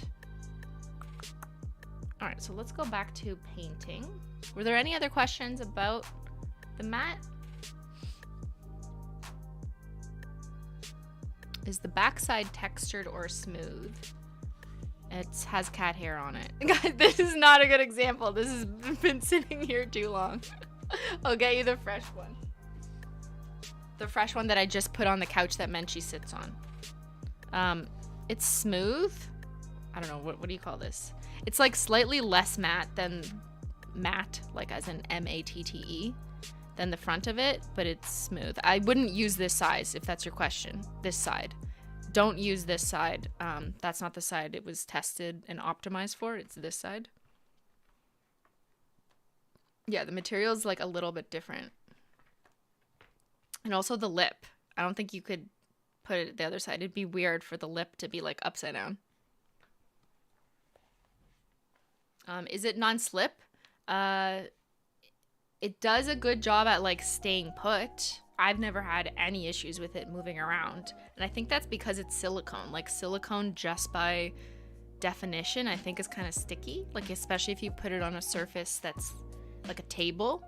Like if you put it on a wood table, or when I had it on my kitchen table earlier, like it doesn't really slip around. Yeah. If you've ever had a silicone baking tray or a silicone baking mat, it's kind of like that. Is it Menchie proof? No. The mat is absolutely not pet proof. So Menchie hairs, they will happen. Just take a lint roller. That's how I clean it, with a lint roller.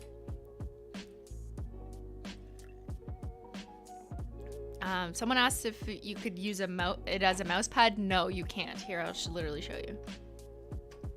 hold on, I'm gonna put my mouse over here. That's on my actual mouse pad. And if I try and bring my mouse on the mat, it doesn't work. Nope. It's not good. Yeah, it's not a mouse pad. A mouse pad is like soft material, right? This is silicone, so it's not a mouse pad. Christine, Holo Taco was shown on TV in Norway today. It was? Why? Where? For what purpose?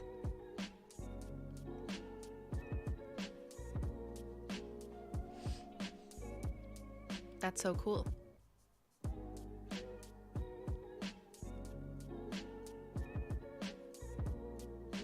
What can we do while the smudge-free taco comes out? Oh yes, I did want to clarify that, and I do apologize.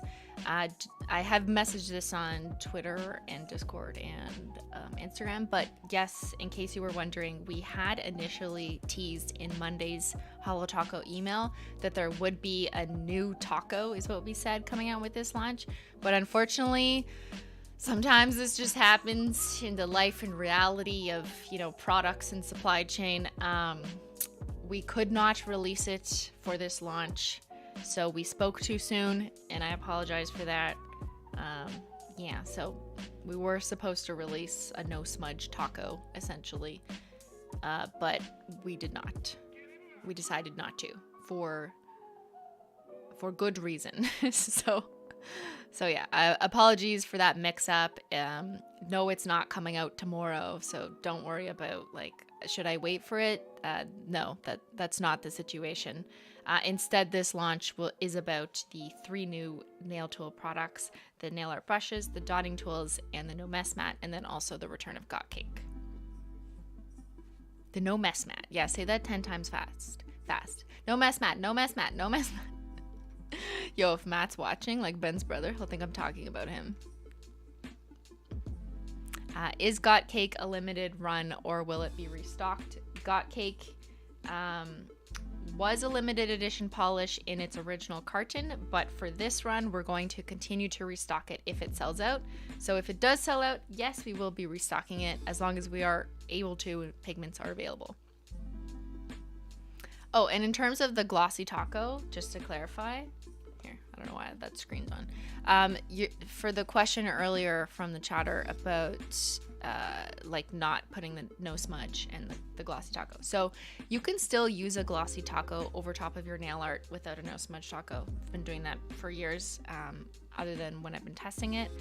You just have to wait longer for the nail art to dry, and then you also want to float the Glossy Taco or your top coat gently over the colors so you don't drag them. So it's really more of a technique thing. Is the nail art stuff limited? It is not limited.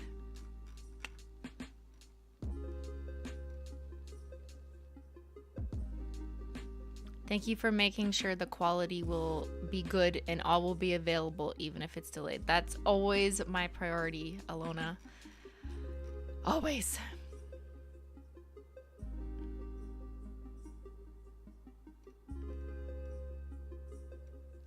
Will the pads be restocked? Pads, do you mean mats? Be restocked quickly if they sell out? Yes, we do have every intention on restocking, and the mat is not limited edition.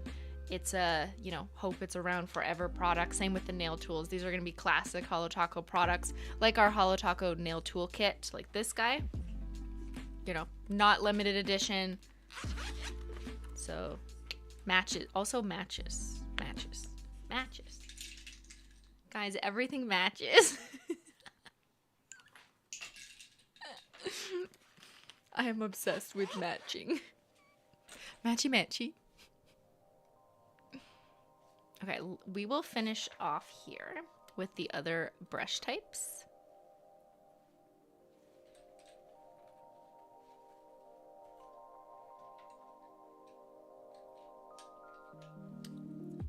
I had the flat edge brush and then also the detail brush to demo. What color would be best? Let's use the high tea hibiscus.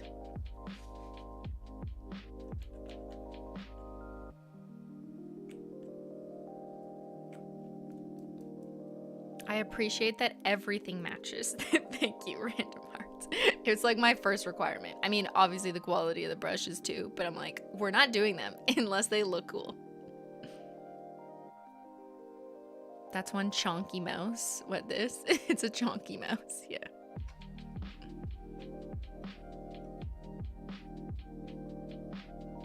Your silverware matches? Well, that's cooler. Can you use the brushes with acrylic paint? Absolutely, yep. So acrylic paint, the only difference is you don't need to rinse it in acetone or nail polish remover. Just rinse it in water, as acrylic paint will dissolve in water. Okay, so I'm gonna demo this flat angle brush. So it's like the kind of brush you can do this with. See, if you like use more pressure, you can spread it out. A lot of people or nail artists will use acrylic paint for this technique, and it's so cool. But see how like I can do the fine line on one edge and then like twist it out? I'll show you a close-up in a second, but some talented people will make use of a brush that has the duality, right? So like a skinny on one edge, and then it kind of like flares out on the other. People do like S's with it, like waves you could do. Here, I will zoom in a second.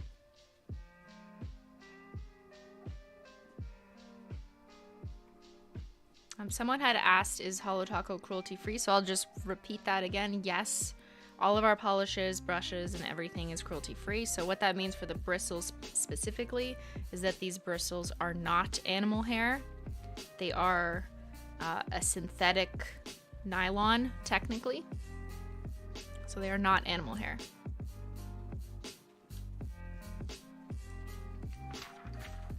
They're my hair. Imagine, yo, I donated my hair to make you guys nail art brushes. Okay, here's a close-up of that flat edge bristle. Hold on, I'm gonna...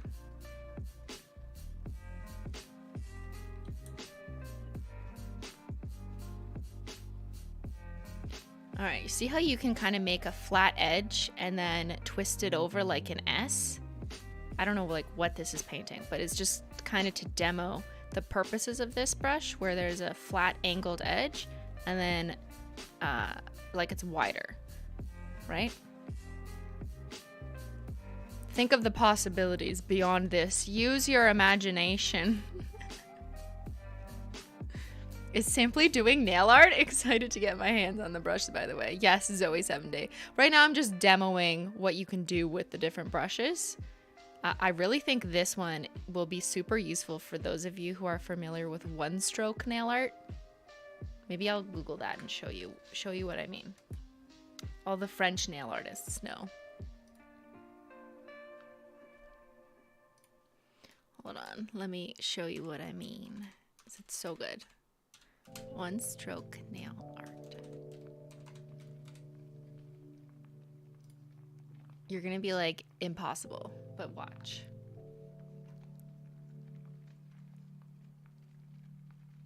Like, how do I, like, what? Here. No, no, not Pinterest, no. Okay, do you see how it's like a flat edge brush there? I can't zoom in because it's Pinterest. See, it's a flat edge brush, and then they use, I think they must be using acrylic paint. And they create little strokes of gradient, and it's so pretty. It's called the one-stroke nail art technique. Here's another example of it. A lot of people use it to make florals. One stroke, yeah, there. Here, maybe this picture. I'm trying to find you guys like a better, like a simpler demonstration, not the most advanced one ever. Like this is so pretty. Look at that. Isn't that beautiful? This is all extremely aspirational, and like I cannot even do that. But yeah, Lucy Stash is a wonderful nail artist too. I remember watching all her stuff. Amazing.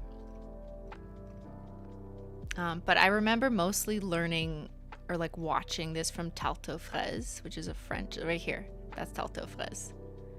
I don't know who invented this technique or if it was kind of always a technique in the painting world, like one stroke. But yeah, I think people tend to use acrylic paint for this because acrylic paint is a little bit easier to work with than nail polish when it comes to doing these kind of fine details. It also lies flatter than nail polish because nail polish is just like a thicker product than acrylic paint. You can also thin out acrylic paint really easily with water, but yeah. Don't want to get too much into that. And that's like expert level. If we're doing like our level nail art, then you can do this with that brush in one color. You want to be able to do that one day? Yeah, exactly. It's aspirational content. Nothing wrong with that. Okay, the last brush we'll do is the detail brush. And why don't I do that in board meeting? It's a very popular painting technique. Yeah. It's cool. The results look so good. Whenever I see someone do acrylic paint one stroke on their nails, I'm like, wow. Wow. All right, so I've got my little detail brush. I'm gonna paint it in some board meeting.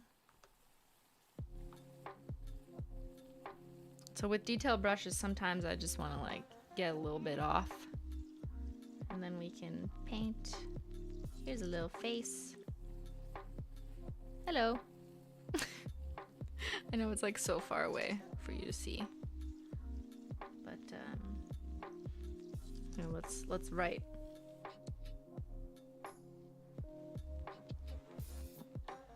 Guys, I'm gonna write you a secret message. We'll see if you can read it.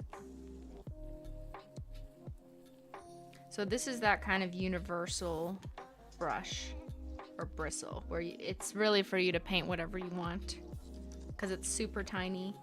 Let's do some little X's. Whee! Just for fun, like little stars. Oh, for galaxy nails, you would use this brush to do tiny little stars, like little white stars.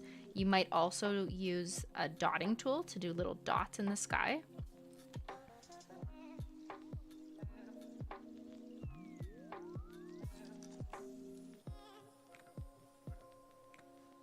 It looks like you're writing I want tea. Well, close enough.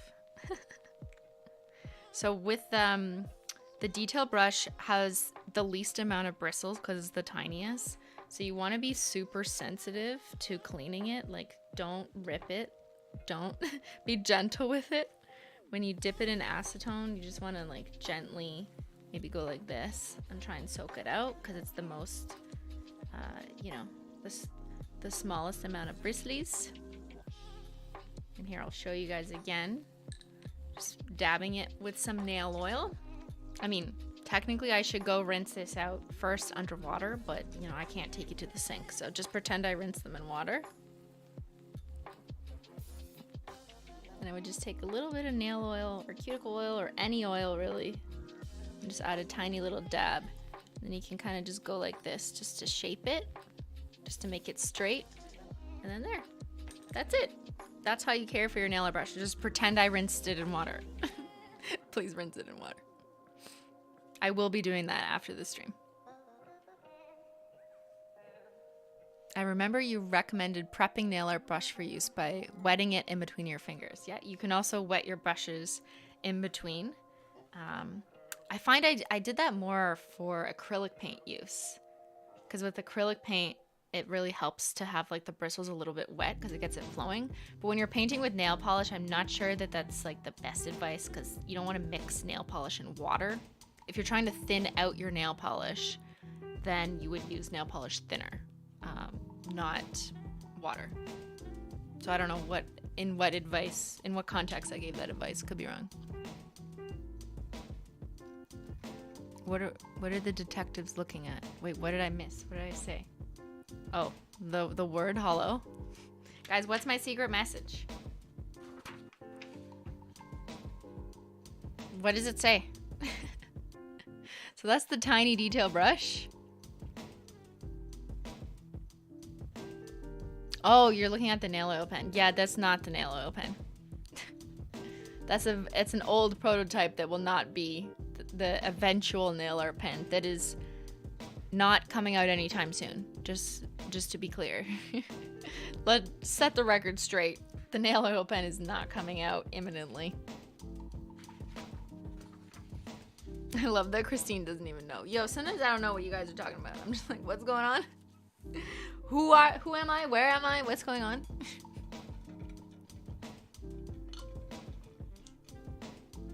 All right, why don't we do nail art? Instead, I've decorated this lovely piece of paper, but I think this gives you a good idea of the diversity of what you can do with brushes. But of course, you know, looking at real people using it is probably more helpful. Just give me a second. I'm gonna go rinse out this little bit of acetone.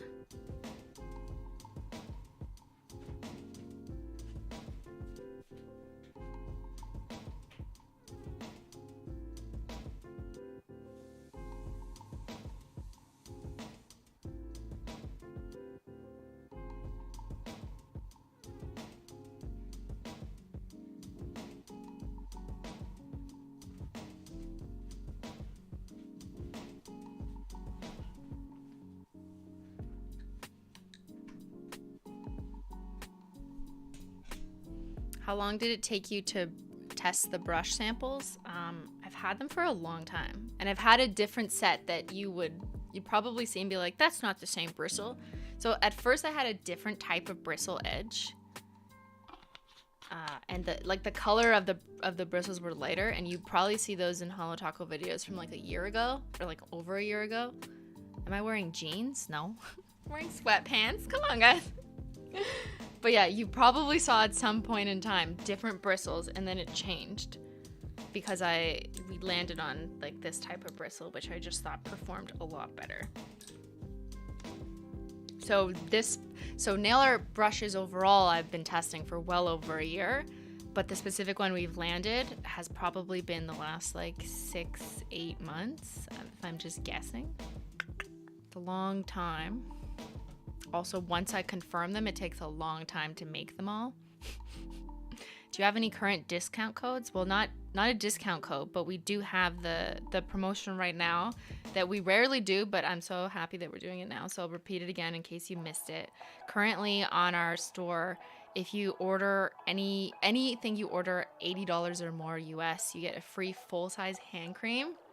So these are valued at $16. That's the retail cost if you buy this on your own. So you get a free hand cream with any order at $80 or more, which is super exciting because it means more people will get to try this amazing hand cream and then see for themselves. So there's that, which is just on for a short time. We don't usually do those, so I'm excited about that. Also, the bundle is already discounted on the website. I don't know if I pointed that out. I should have. Like this. If you get all the new tools, the Simply the Nail Art Queen bundle is already at a discount. Just for fun. Just for fun. Okay, I should paint my nails. Guys, stop distracting me. How about we use the fan brush? Let's do that. Okay. Ben asked, how long am I streaming? I just made dinner. Okay, I'm gonna stream for like another hour maybe while I paint my nails. Oh, look, I have a rainbow chrome ring. Okay, I'm gonna do some peely base first.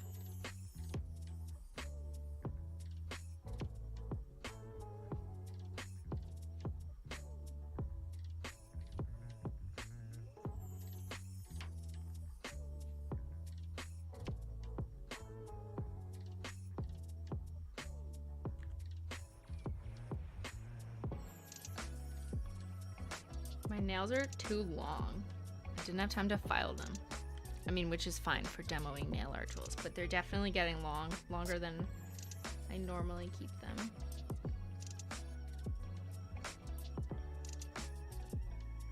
Alright, got my peely base on. Peely base is so I can peel it off later.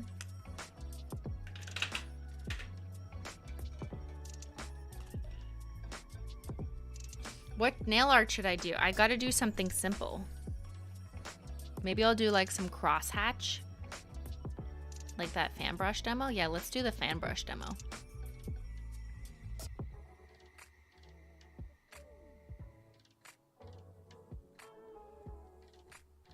I like your ring. Where did you get it? I don't even remember. Like, I'm pretty sure it's like worth like $2. It's probably gonna make my skin turn green, but it just matches. It looks so good. So I was like, no, I want it. I don't remember where I got it.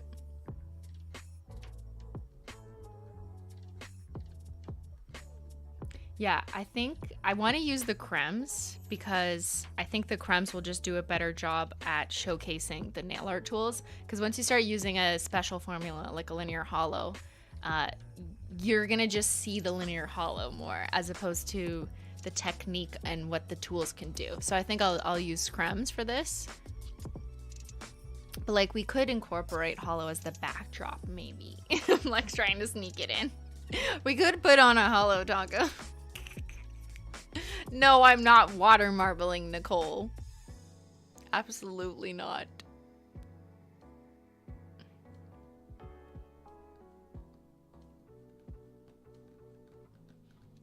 So yeah, what could we do?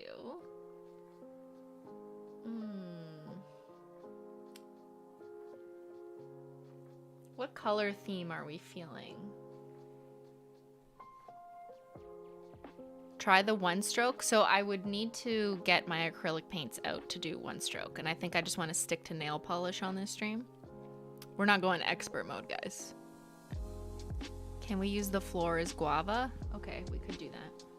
Let me go grab my cremes. They're over there, except for these ones. But here's what I have already. I have these cremes if you guys want to brainstorm.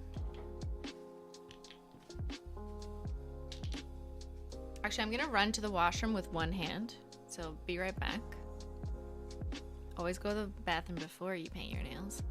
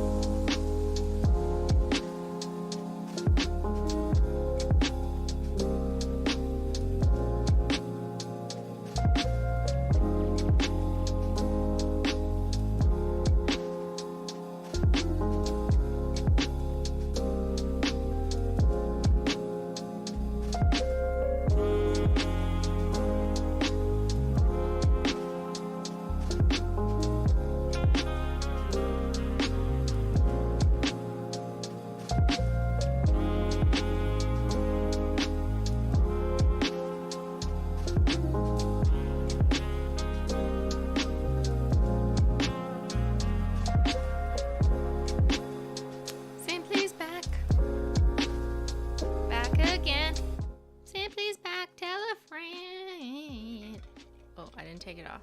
There we go.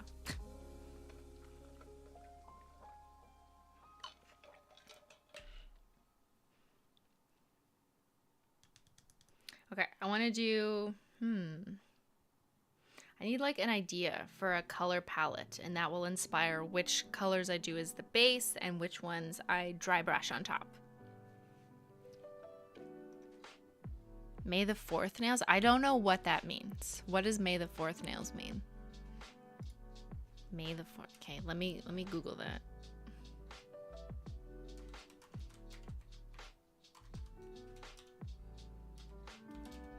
I don't know what that means. I made Star Wars nails once. This is what comes up on Google. Yo, what did I make once? I swear I did this. Star Wars. I did this because Ben told me to. Yo, and when I posted that video, everyone hated me.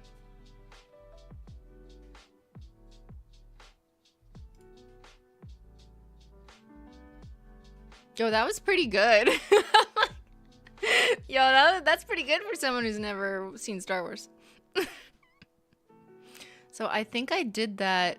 That's definitely acrylic paint. Yeah, that's acrylic paint to make the blend. Ben just sent me the most delicious looking picture of the salmon dinner. Ben, stop tempting me. I'm doing nail art. So this was achieved with acrylic paint, and that is a unicorn skin, like a piece of cellophane I literally cut and stuck on my nail. And I remember it was not sticking down perfectly flat, so that was kind of annoying. It's just one of those manicures that look better in a picture, but not for wear. But we could try and create a gradient like this with the fan brush. And then we could put unicorn skin or iridescent shimmer in the middle to kind of mimic that lightsaber. Okay, let's do that. I just inspired myself. What color are lightsabers? Like, is this an accurate, like it could be blue to black, red to black, green to black? Like, does that make sense? Because we could pick the appropriate colors for that. What color is a lightsaber? Go chat.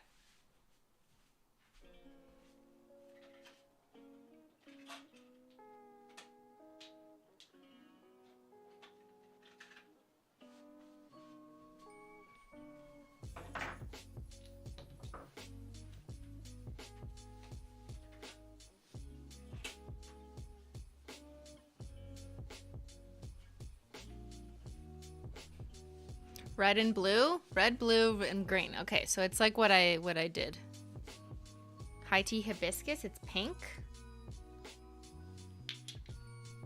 Instead of a menchie cam, you have like my hand cam. Guys, my hands are so far away from my body. Help.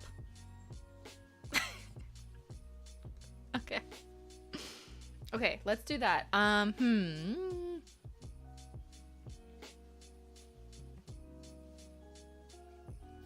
This is tricky though. Sorry, I'm looking at this. I'm trying to think.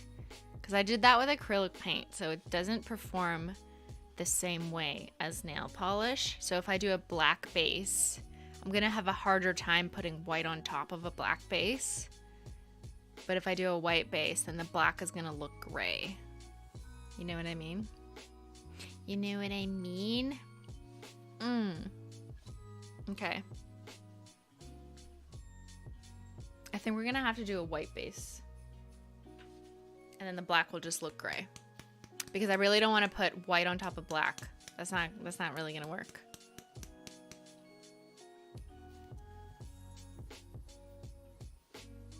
What I did here was way more complicated. So I don't want to do complicated. I know I picked a hard one, but it's okay. I'm gonna do white, paint everything white first. There's purple lightsabers? Oh my god, really? Okay. Well, let me get to painting. I'm just using not milky white.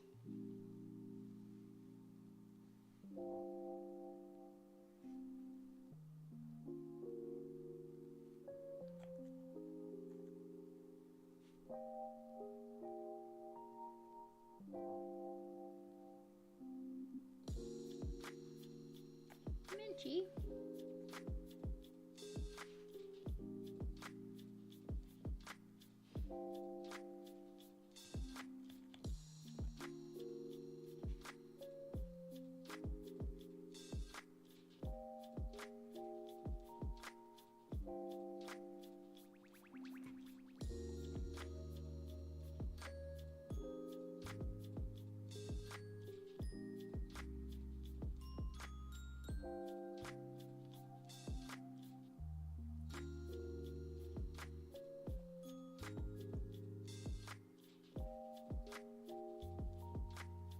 Actually, Ben, if you're around, and no rush, just when you're done, I could maybe use this lens being switched back to the macro cam lens. And I can't do it because now my nails are wet. Just when you're done. When you're done making the salmon dinner. Alright, I am going to do 2 coats of the white, but I'm going to put on protective peel because when I use the fan brush, like when I go like this on my nails back and forth, I'll be going like this. I'm probably going to get it on my skin, so to help make the cleanup super easy, we're going to use some protective peel.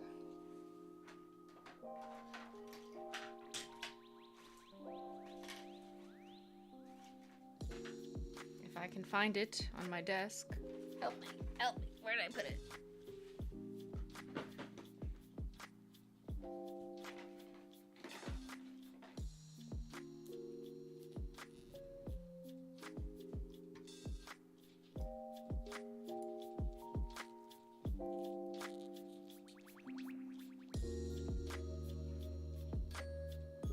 I need a new one. This one's too old. Okay, hold on.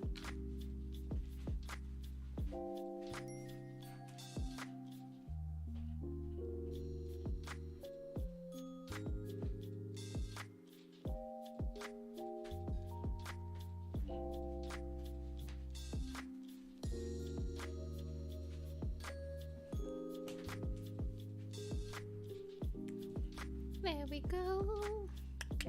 Okay.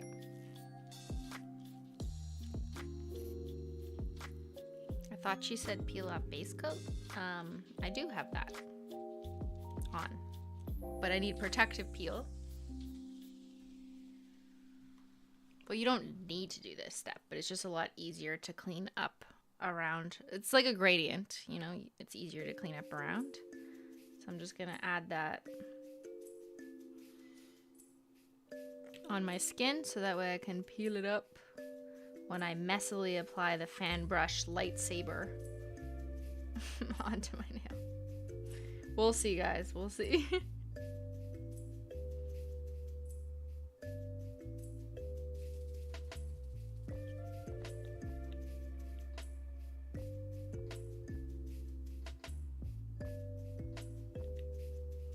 So how was your day?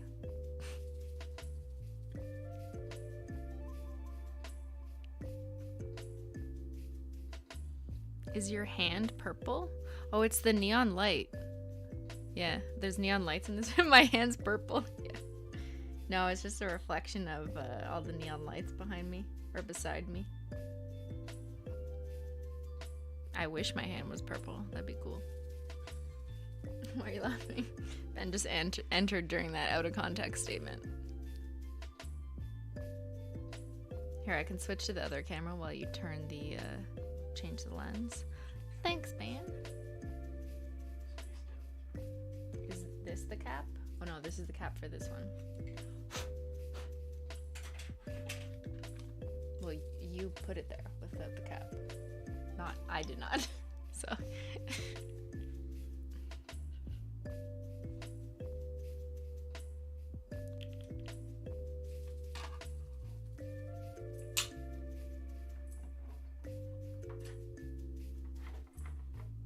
Your day was better than yesterday. I'm glad to hear that, Hannah. It's progress. We love that. Love that for you.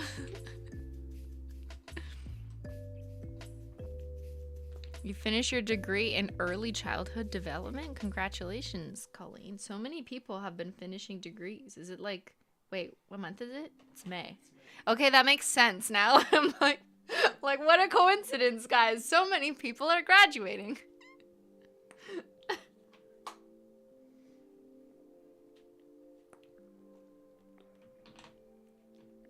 Pookie Bear and her cats. My day is always amazing when there's an HT launch. Thank you.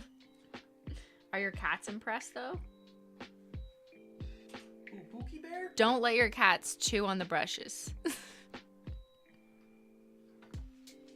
Winnie pooing around the house?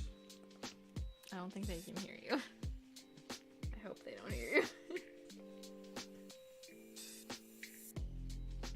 Alright, you good? Let's test. Yay! Thank you, Ben. Thanks, man. Cameraman Ben. It is on auto white balance. Maybe you want to set it. And I do want it here because I upped this. I'm gonna turn this back to where it should be. And then do this. And now you could set it. Pick a setting. There. Now you get a close-up of my nails. The protective peel is drying. You're quiet overall today, by the way. I'm quiet? The music's a little quiet. You're a little quiet. I think you're just further from the mic. No, the mic's like right here. Ben says yell. Which one looks good? You got it? Yeah, it looks fine. That looks good. Just leave it like that. Okay, so it shouldn't change too much. Okay, cool. Thanks, ISO Ben. think it's fine. It's fine when it's closer up. It's when there was a giant white piece of paper. Yeah. Yeah, it made it weird. The white paper made it weird. This is the hardest part, doing my thumb in front of you.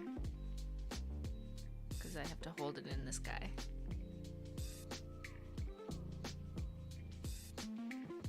Do not paint your nails in the air like you just don't care. Paint your nails on the table. That's how you prepare. For the nail art, she said. She's not lying. It's not clickbait. We're not crying. Oops. Protective peel went splat.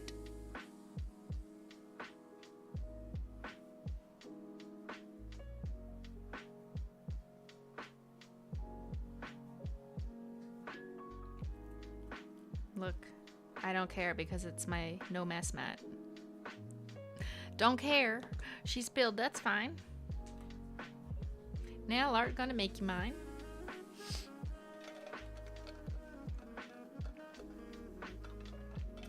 Fun fact, protective peel has mixing balls. Yes. Absolutely a fun fact, even for me.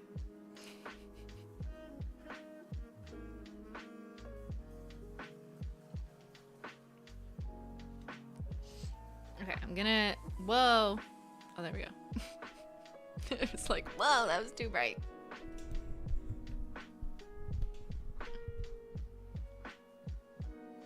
Why is this like broken?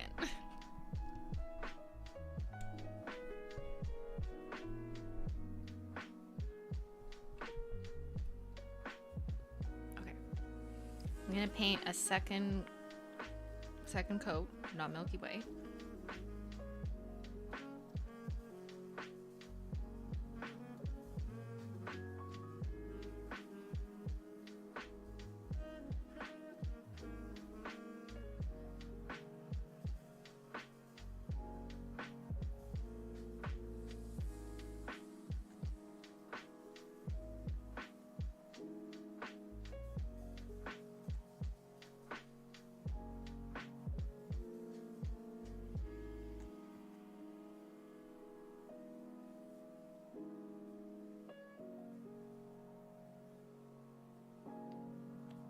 And I'm not too worried about making it like totally opaque.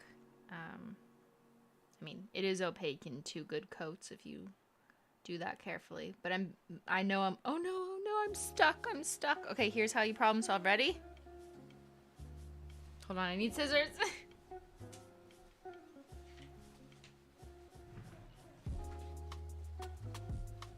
Guys, do not touch your fingers together when you have protective peel on. And if you do what Meredith Grey would do. You do surgery. There you go. Phew! Don't worry, we saved the patient. The patient's gonna live. Good job, guys.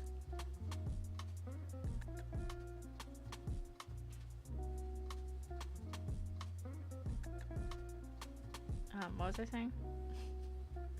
Yeah, we're gonna dry brush with a fan brush over top of this white, so whatever. It doesn't need to be 100% perfect. You do this all the time? Yeah. Yeah, just make sure you have scissors around everywhere. Everywhere you do nail art, have scissors. I never thought of cutting it. I always panic and everything goes wrong. No, Kristen! Problem solving, guys. Just grab some scissors and chop it. There you go. We are learning things. Okay, so I've got my protective peel on, I've got my new fan brush, and we're gonna just do some of this little painty. And in the spirit of May the 4th, which is obviously very important national holiday, let's do some lightsaber nails. So let's do green first. We've got these greens we could do.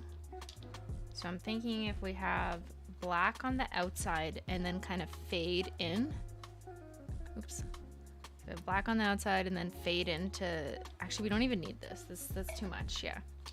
So 1 coat black, green screen to here for the payday. And then I'll paint a white line back in the middle. So I'll do that after. Yeah, let's do that. Hold on, I know that doesn't make any sense. Just, you'll see what I'm gonna do. Ooh, she doing a fade. That's right, I'm doing a fade. Okay, I won't be able to, oh, here. Okay, on this camera, you'll see how I'm gonna take my fan brush and get all the 3 colors on it, but then I'll have to zoom into the other camera when I actually go to do it so you can see what I'm doing. So at first, I take my polishes out and I just throw them down. You want to work with fresh polish, not polish that you put on the mat 20 minutes ago, because that'll be kind of dried up.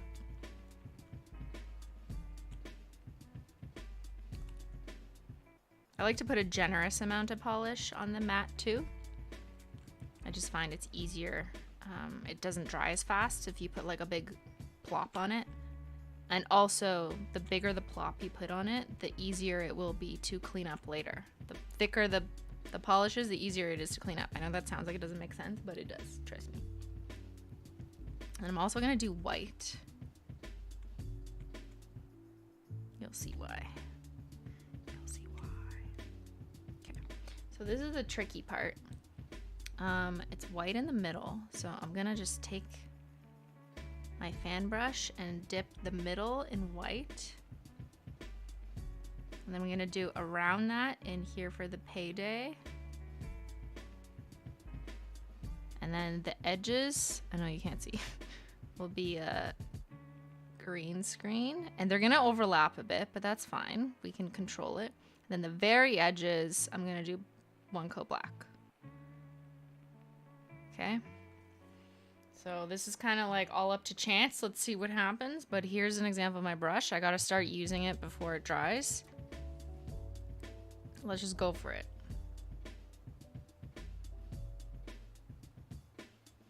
So you can swipe back in both directions.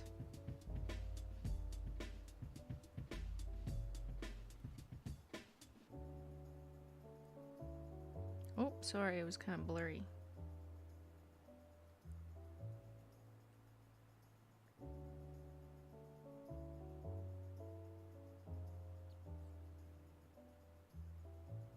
I kind of want to, this side needs more finessing, this corner.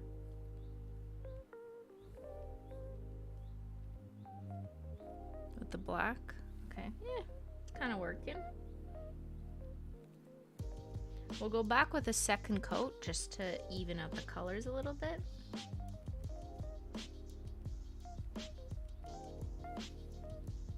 But you kind of get the idea, right? I kind of missed that corner. Guys, I can't see that corner. I can only see it on camera there.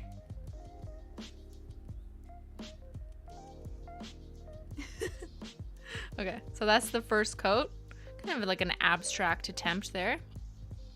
But yeah, the purpose of the fan brush is that it's a distressed effect. So it's not gonna look like super smooth like a gradient. It's more like a lightsaber abstract painting rendition.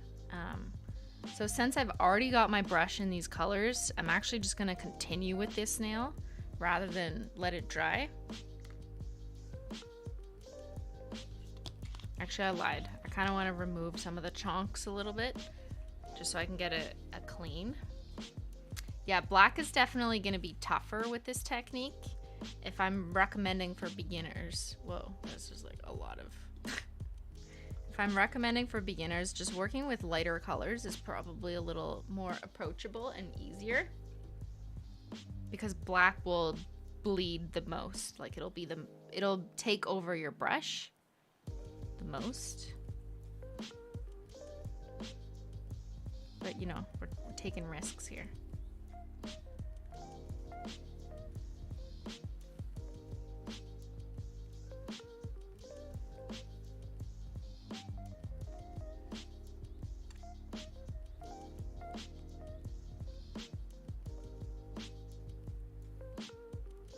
Yeah, so I could also, like the nail polish hound pointed out, put smaller amounts of polish on the mat in the order and then just go like this.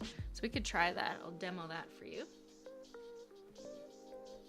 I just don't want to do it right here because then I have to put my hand back down on that spot. So unfortunately, you're going to have to deal with this kind of camera angle. I don't want to put my hand back in wet nail polish, you know what I mean? Like I need enough space.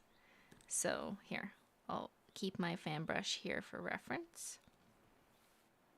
And I'll kind of just like dot them where I need it.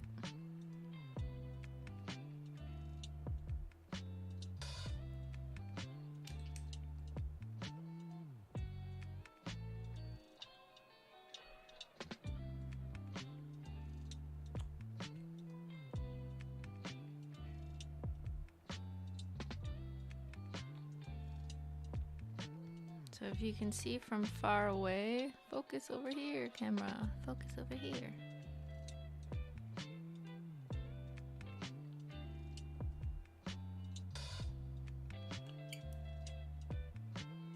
Focus over here.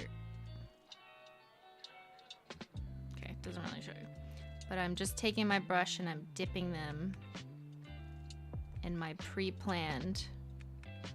There, so you can kind of see on the mat, and I'll do the other side as well, just so when I go back and forth. So now, you can see on my brush I've got the same kind of pattern going on. And I'm just going to stroke back over this in the same direction.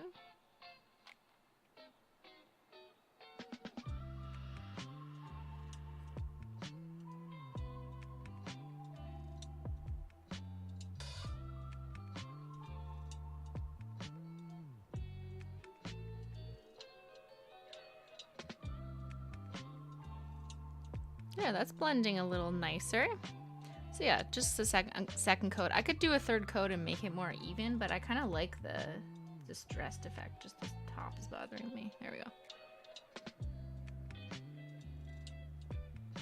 It's like distress Star Wars. Okay, I'm not gonna mess with it anymore because I kind of like that. Do not touch it. Do not touch it. I need my tweezers out.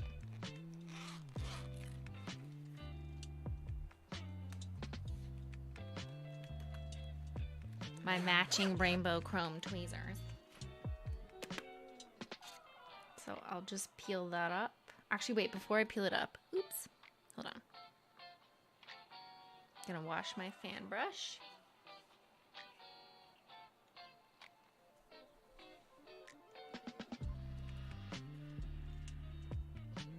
This is just acetone. You can use nail polish remover. Water will not work if you're rinsing off nail polish. Can't use water to rinse off nail polish. If you're working with acrylic paint though, you can use water.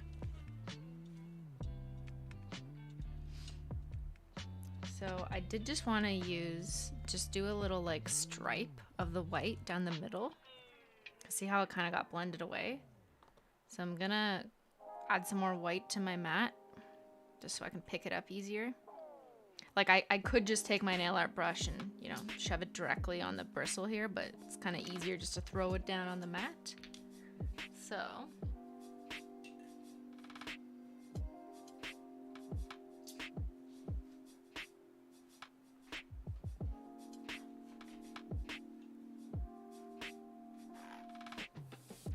I'm gonna grab the kind of medium brush, dip that in not milky white.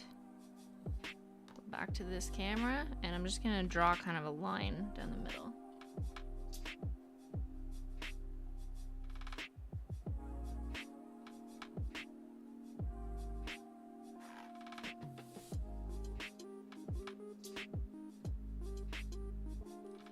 There you go, lightsaber. Abstract distress lightsaber. Don't worry, we're gonna add iridescent on top. But for now, we can peel this off. It's better to peel. Oh, did I just hit my other nail? No, I'm good. Okay. It's better to peel off protective peel right after you've kind of messed all over it. Otherwise, the nail polish gets dried up and it can turn crusty around your cuticle. Like there's currently some crusts. So I'm going to have to clean that up.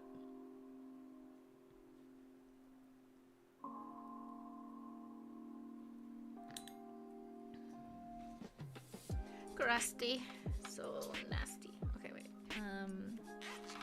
Where is my little tool? Nope, not in there.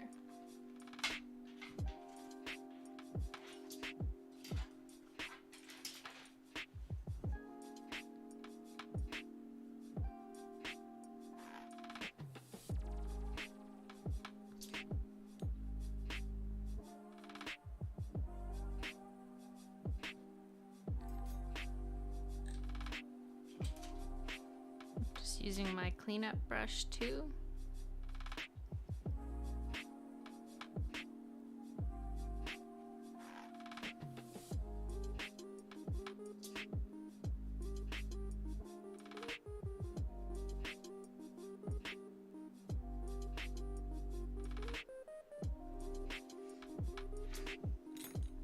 Alright, let's move on to the next nail.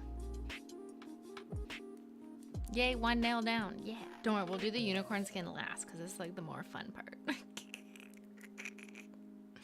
Yay, there's my answer. Oh, what did I answer? I'm glad I answered. Ben, this microphone's like broken. When I try and spin it towards me, it spins away and I can't fix it. So that's why. And I tried to tighten it, but it keeps doing that. Help.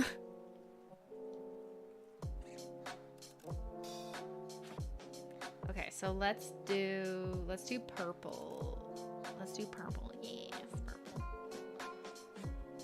So for a purple lightsaber,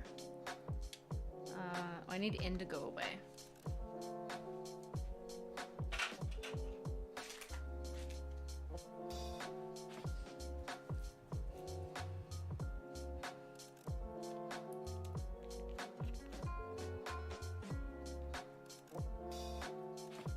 So I'm gonna use Indigo Away, Work Bestie, and High Tea Hibiscus because I still want it to be like dark. I don't want it to be bright pink.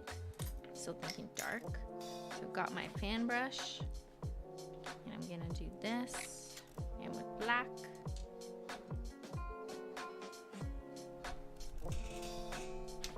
Ben the Sound Man is here. See, it just keeps spinning, and I already did that, so I don't know what's wrong with it.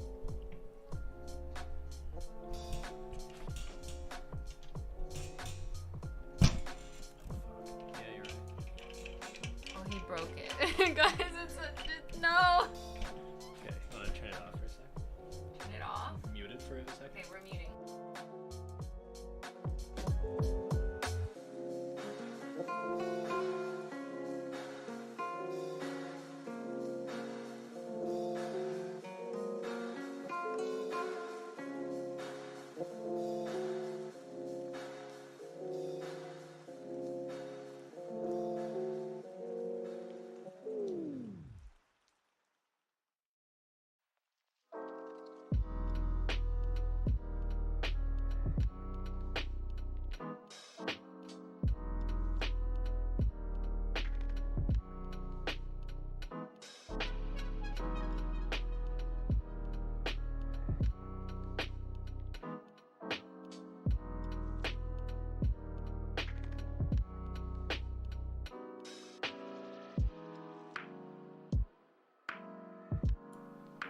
Are we back?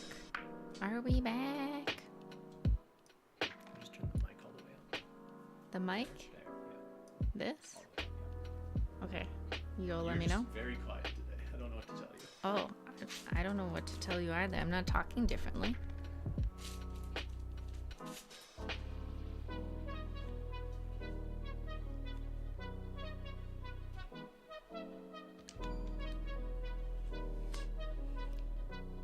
Okay, fan brush. We're doing purples.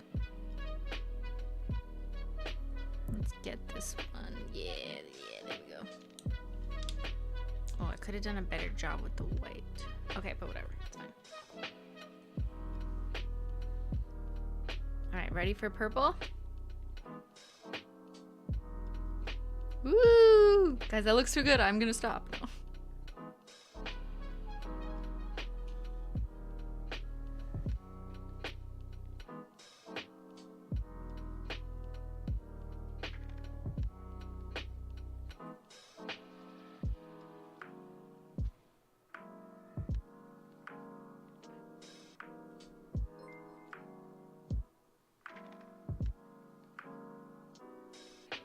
Yo, that looks good. I don't even want to do a second coat. Right? I kind of like that it's like distressed and you can see the white under it. Okay, screw the second coat. That looks good. Sometimes magic happens. May the fourth be with you, or whatever.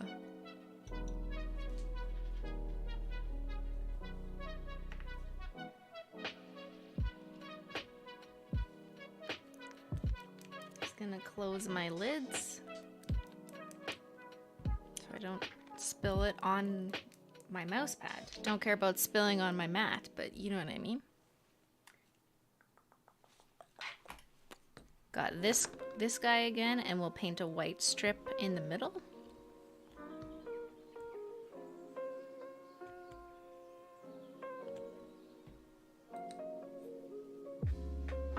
The force is strong with the purple, yeah.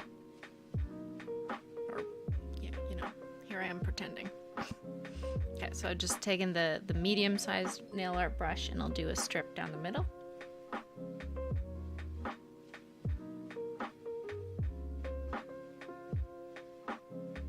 That is this is the lightsaber, everyone.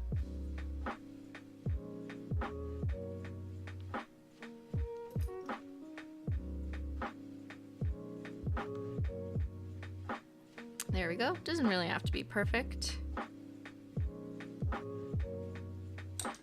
Now let's peel.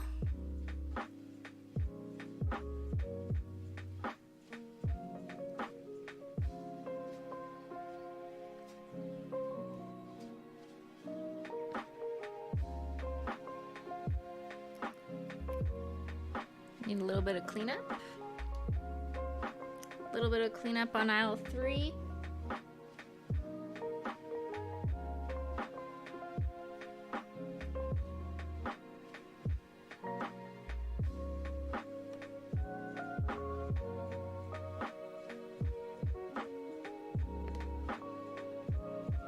There, that looks good. Good job, guys. I'm just gonna clean out my acetone. See how it's like getting too much like nail polish? So by that I mean I kind of just dump it out onto a paper towel, let it absorb, and then I'll get some fresh acetone.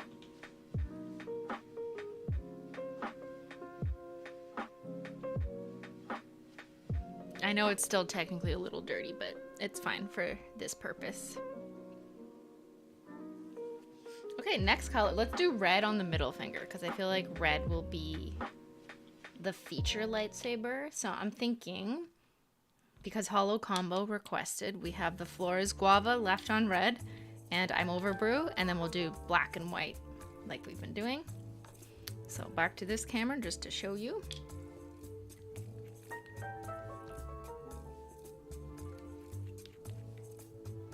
Does it really matter in what direction you go with the fan brush? I'm just curious in terms of my coordination. That's a good question, Carrie Ann. You saw me kind of swipe in one direction and then I went back in the other direction just to cover all my bases, because I think the way that you swipe in one direction will probably cover a different surface area than the opposite direction. So there is really no like correct direction. You can just go back and forth. And in terms of diagonally, like if you wanted to go the other diagonal, that's fine too.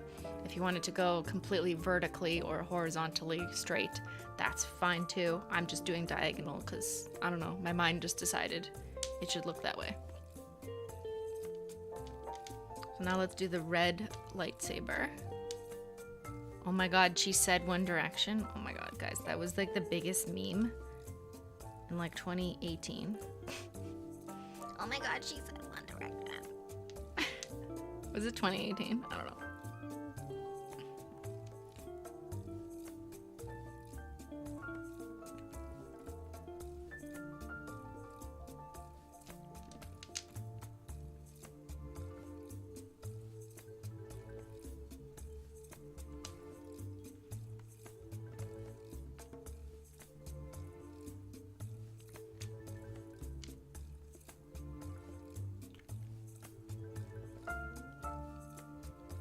So you can kind of see that I'm basically just painted on a random, oops, got some white in my brush. There we go.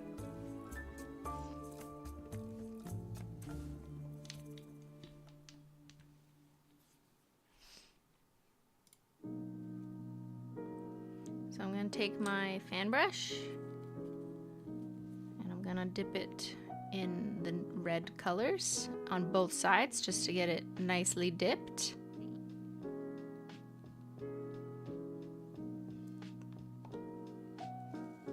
come back and paint with red. Oops, you're gonna see those.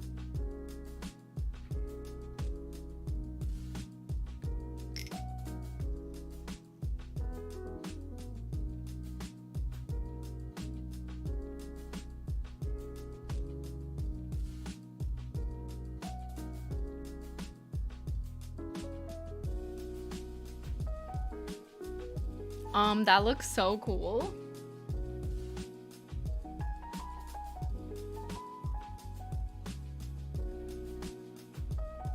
I love these colors.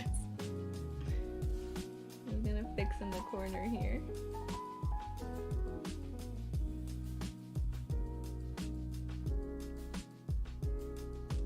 Gotta make sure I also get at the tip. Can you react to Amber Heard testifying? No, definitely not. Absolutely not gonna do that. While I am very interested in the case for educational purposes, and I do consume like a lot of it all the time, I'm not gonna be doing live reactions because I am not a legal expert. We did talk about it briefly on the podcast. If you want to hear us, we talked for like 15 minutes just about overall what our thoughts are on it. But I'm not going to do live reactions. I don't feel like that would be appropriate personally.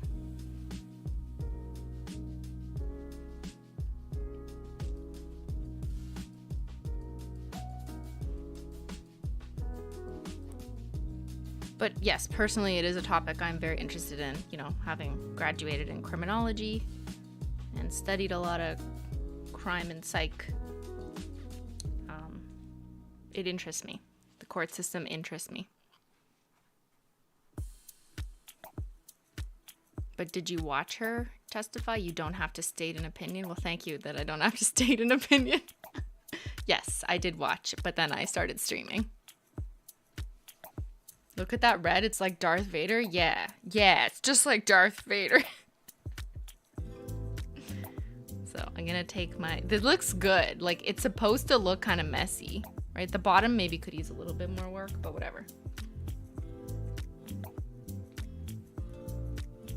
I think the point of the gradient with the fan brush is that you're supposed to be, it's supposed to be distressed, so it doesn't need to be perfect. And you saw how little brush strokes I had to do. Like, I could have stopped after like 2 or 3 brush strokes.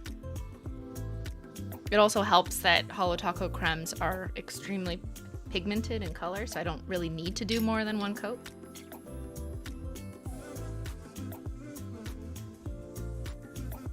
There's my middle lightsaber.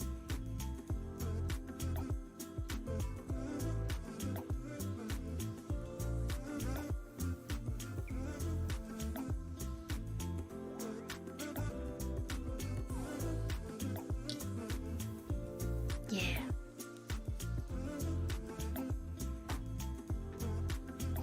It's fabulous, thank you.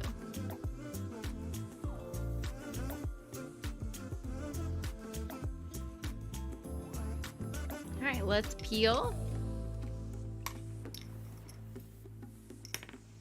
That's such a beautiful combo. Stunning. It's like shabby chic. Oh my god, remember when that was like a trendy style? Shabby chic.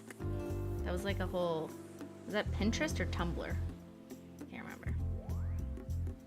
That popularized that. What color has to be... Next color obviously has to be blue. Yes, teddy bear. 1287. I'm gonna do blue on here.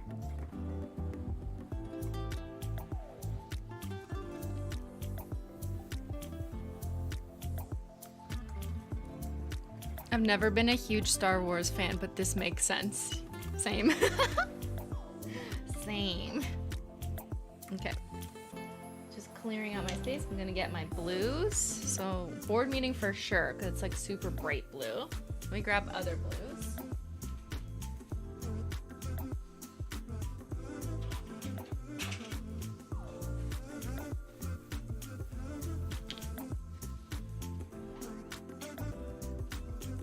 Should we use scientific? I feel like it's super neon. I guess, yeah, you know what, we could. Okay, let's skip shady navy since it's closer to black. We'll use royalty blue, board meeting, and scientific, and then black and white. Yeah, let's do that. So many options for blue. Yeah. Star Wars facts. Thanks, Nintendo. James Earl Jones only got paid $7,000 to voice Darth Vader in Star Wars A New Hope. I don't know. When did Star Wars A New Hope come out? If that was like 1937, then maybe $7,000 makes sense.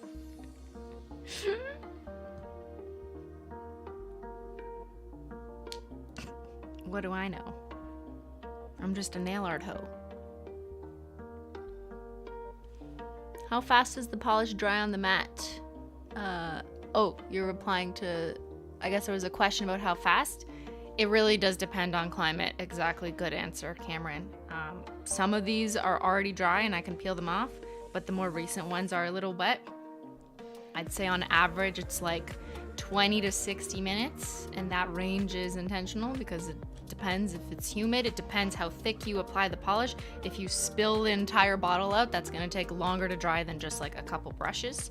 But it's pretty obvious when it dries, like you can see, and it starts to peel up if you just, you know, start to pry it with like a cuticle pusher tool.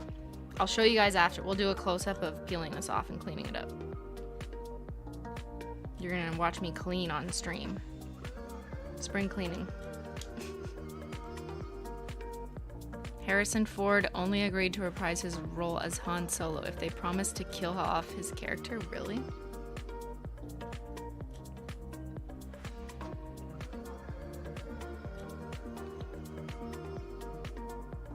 Was he just like sick and tired of it? He's like, fuck this shit.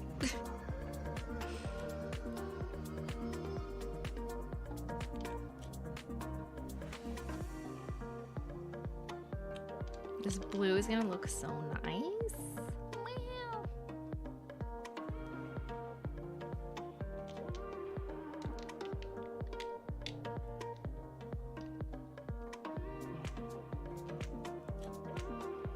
So I got my fan brush, dipping it in the blues. Switch the camera over, and here's my fan brush with the blues. Lovely, stunning. Okay, we gotta paint before it dries.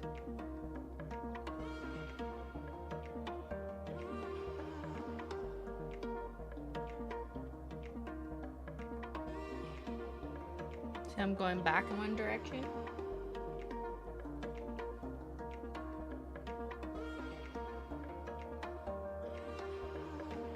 Yo, that looks nice, but I feel like I didn't put enough royalty blue in there. So I'm gonna go back with a second coat.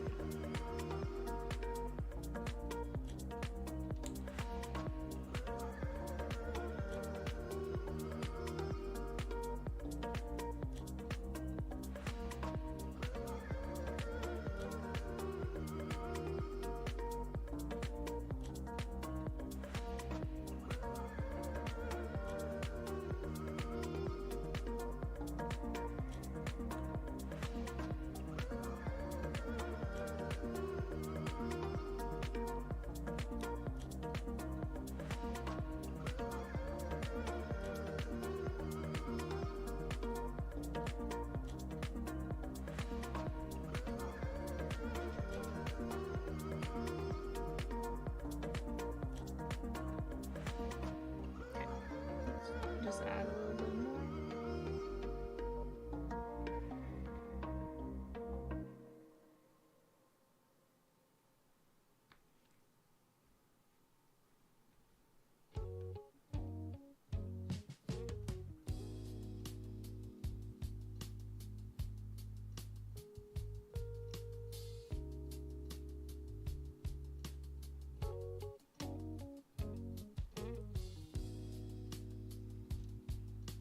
The end is bothering me.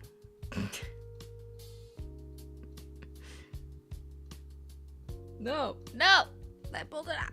Hold on.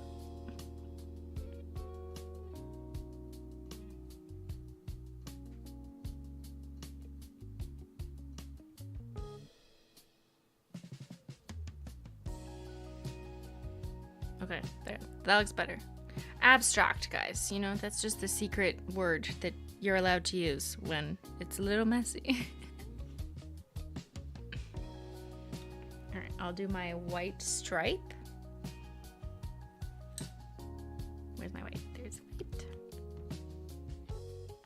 will paint the lightsaber down the middle. Using this brush. Just dabbing it in some white. And I'll paint a line down the middle.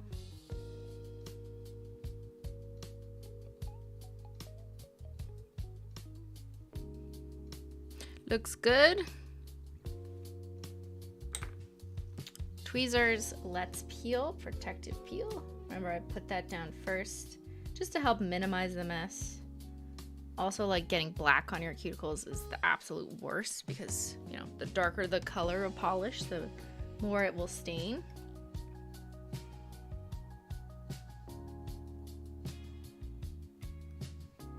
And I definitely do have some of it still in my cuticles.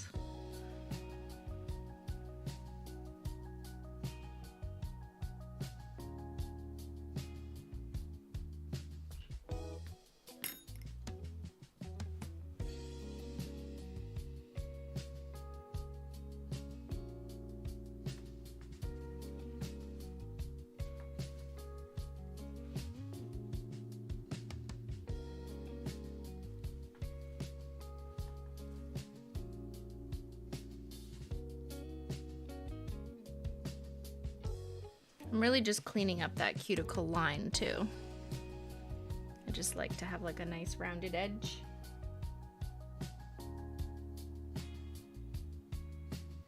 But I did get some, unfortunately, like under the skin in my cuticle.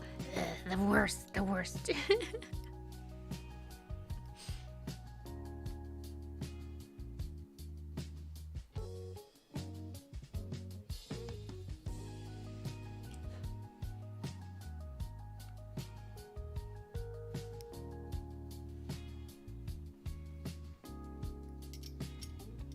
Another person, Laurel. I've never been a huge Star Wars person, but this is cool. Yo, same. Yo, may the nail art be with you. Okay, now we're gonna do the fun part. I know I'm supposed to do my thumb, but I don't want to waste too much time doing that on stream. I'll surprise you with which color I do. And let's do the fun part, which is adding something iridescent to the middle to make it look like it's glowing.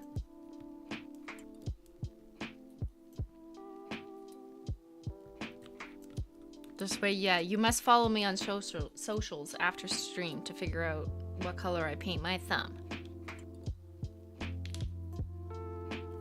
Okay, for unicorn skins, I'm gonna do...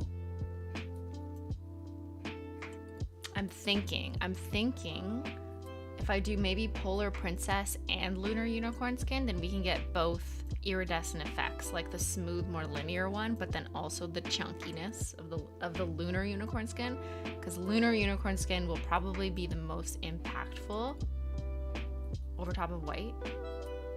Yeah.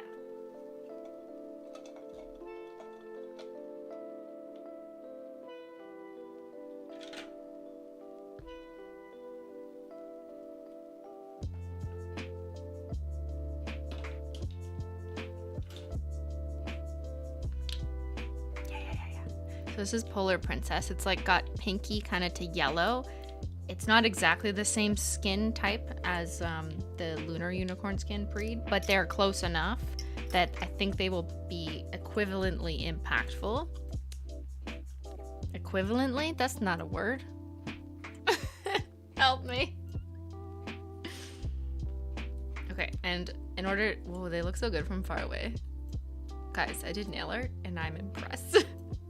I'm gonna take Polar Princess and just throw it down on my mat, just so I have an easy place to pick up from. I'm gonna take the same kind of medium length skinny brush, not the striping brush, but the thicker one, and paint it over. So I'm just use this as my painting palette. Yogurt lid who? I don't need a yogurt lid anymore. I probably will still, I'm still using yogurt lids to film like nail polish spills and whatever. But I don't need it just for painting my nails purposes. So I'm gonna take Polar Princess. See, it's got like that pink iridescent glow, and I'm gonna paint it over top. And also like a little bit overlapping. Yeah, let's do that. Oh, sorry. That's kind of blurry. So you will see this better in indirect light, which I'll show you on social media, because right now you're just seeing like bright light. But I am overlapping it past the white a little bit. So you got that little bit of a glow. Yeah. And this one you can just be like pretty, you know, whatever about it. It doesn't need to be very precise, because it's forgiving in the sense that, you know, we're working with a translucent base. It's one of those details in nail art that you only appreciate when you look in a macro, or you see it up close later, or you're analyzing your nails and you're like shoving them in people's faces and you're like, but look, do you see the level of detail that I did here? Look.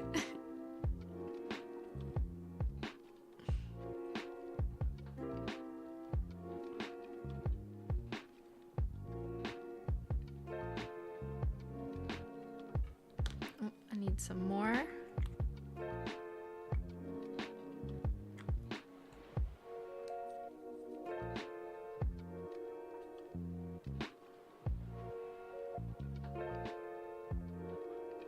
Nails so nice you'd think I was a fan of Star Wars. Only after Ben explains movies to me. Okay, now we're gonna go in with Lunar Unicorn Skin because I cannot help myself.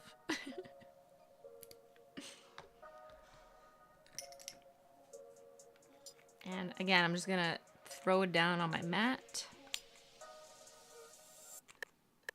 Just because if you're working with nail art tools rather than like the brush, it does give you more precision to like pick up a nail art tool, you know, get exactly how much you need on the brush. You don't have to do that. I could just, you know, go like this and get it from the brush itself.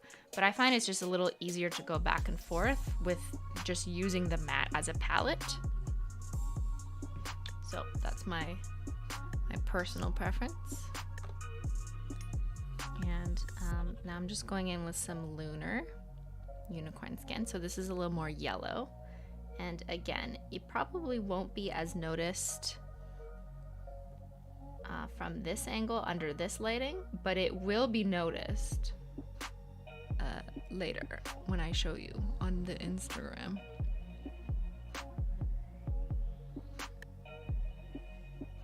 Don't worry, I will show you. Nail art in a galaxy far, far away. Yeah. Guys, Simply only does nail art in a galaxy far, far away. I also love how like unicorn skins or iridescent shimmers can be used for tiny details in nail art. Like, that is the reason why we're gonna have a glowing lightsaber, is because of the iridescence here. I'm actually like spreading it further. I decided that I like it past the white, so you can see it kind of continue. Yeah, that looks better. Let's do that a little bit further with the purple. Yeah.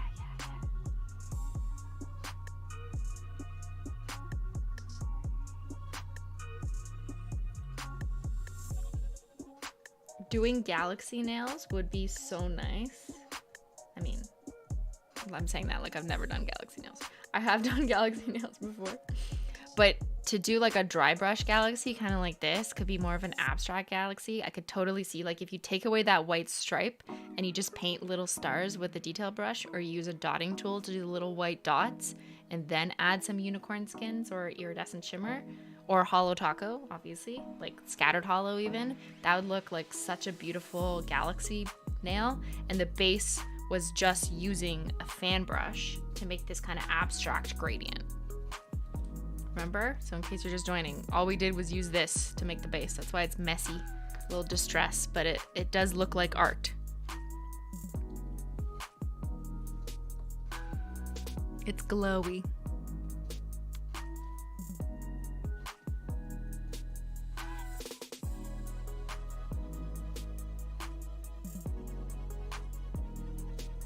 Podcast idea. Christine watches Star Wars for the first time and explains it to the audience. Oh my god, no. I would just have people yelling at me. People are very passionate about the movies, the books, the TV shows that they love. And if someone who doesn't like it or know it starts to talk about it, and that's clear, I will just get ripped apart and insulted. So I'm not really in the mood for inviting that on purpose.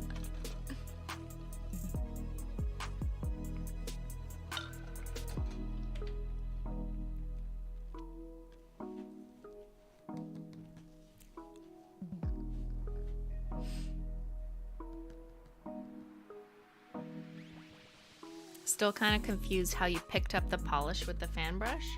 Okay, well, how about after I put the Glossy Taco on, I'll show you. See how it's kind of crunchy? It's because I haven't rinsed it in water. I've only been using acetone and haven't properly washed it, so I'm gonna go wash that in water. But yeah, let me put a Glossy Taco on, and then I'll just kind of re-show you the fan brush part close up. I just couldn't do it in the same frame where I'm gonna rub my hands. So next we're gonna take our Glossy Taco, then we're gonna add a Glossy Taco, yeah?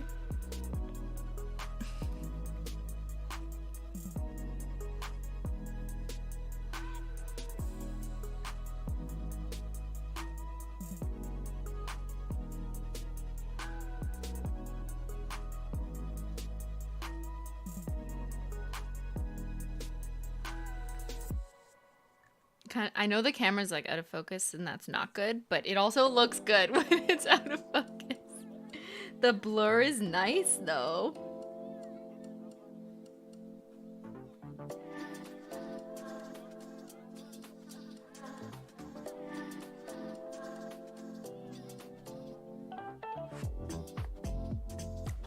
And when you put a Glossy Taco over top of the fan brush art, it does smooth it out a little bit, because obviously the paint's gonna be a little bit uneven when you were fan brushing it across the nail.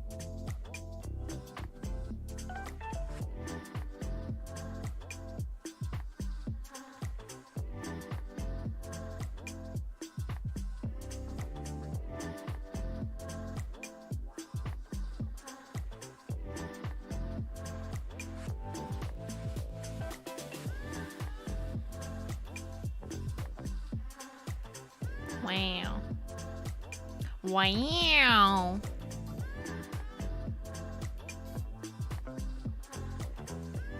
Can you explain how to clean the brushes? So I did like an hour and a half back.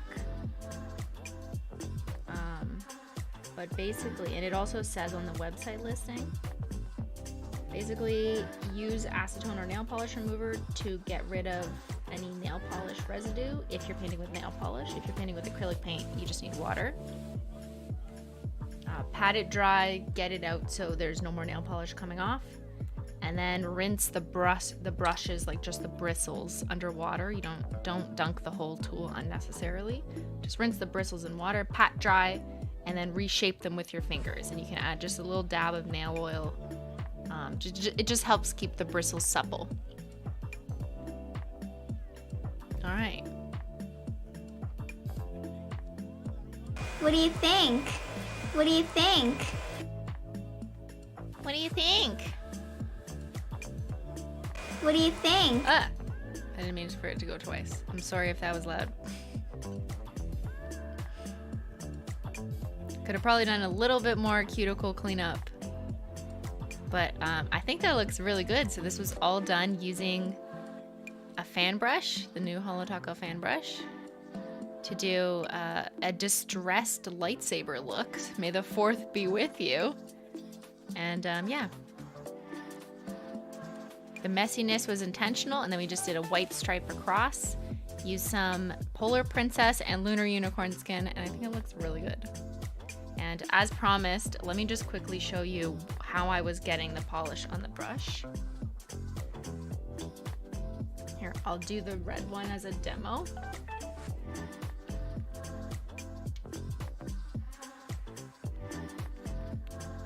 What's on my thumb? Nothing. I'll paint it later. I think I've said that before and I didn't. But we'll do the close-up here. I feel like that's more important to show you. Okay, so have all your polishes out. I'm gonna show you how I did the red one.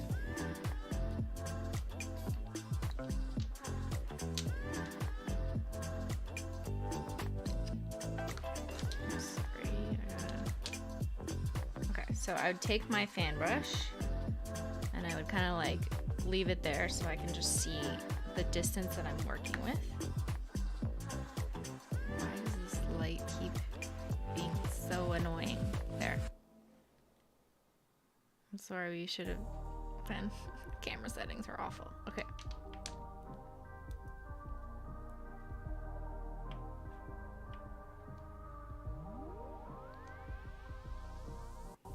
So on the outside, it's just like I'm following it.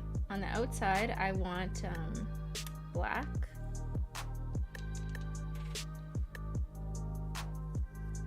And then I want burgundy. So I'm gonna paint burgundy right there.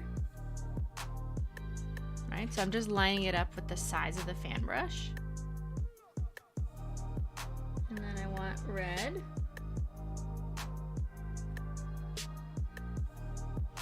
And then I want 1 melon followers. Oops, that was a lot. And then kind of in the middle of that, let's just say I want a little bit of white. And then I just wipe that off so I don't put that back in the bottom. And then I just take my fan brush, let me balance the color. Then I just go like that, and I can turn it around too to get the bristles saturated. And that's what I painted on my nail, just like that, right? So you can be a little bit messy in, you know, like I didn't have the perfect distribution there, but that's kind of the trick. Just put it on your mat and paint accordingly. You could also just single-handedly kind of like dip your brush in different colors if you want. But like a chatter pointed out, this is probably easier just to measure the gap in the distance between the polishes. And then you want to work immediately. Like if I just kept talking and held this brush, the nail polish will start to dry up. So you don't, you know, you gotta do it immediately. You don't want to talk for an hour.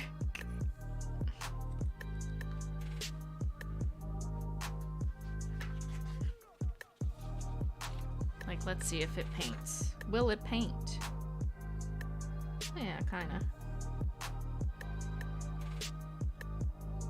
Obviously I don't have that much left, but there, I had to get it off because I'm gonna clean it next. Pretty!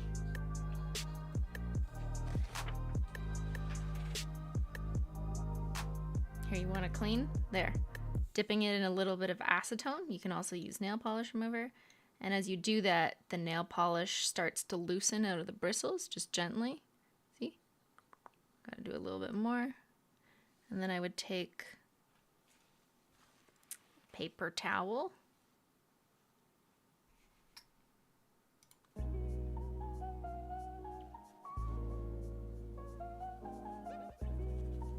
And just kind of wiggle it out. This paper towel is like so dirty. Let me get a clean paper towel.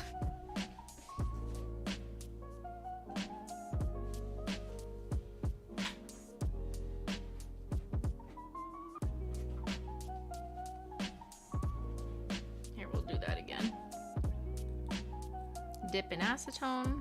This acetone's kind of getting old and dirty. But then you just go like this, a little bit more, and I like to sandwich it between and go like this, and that just kind of helps to get the polish out of it. So you want to keep doing that until it's running clear, which is kind of impossible because my acetone is just so dirty at this point. But let's pretend it's running clear. And then I would take my brush and go wash it under water because you want to make sure you get some water on those bristles, Menchie hairs, just to rinse out the solvents. Solvents being acetone and nail polish remover. You don't want to let the solvents sit in the bristles in the wand here. You want to get rid of those.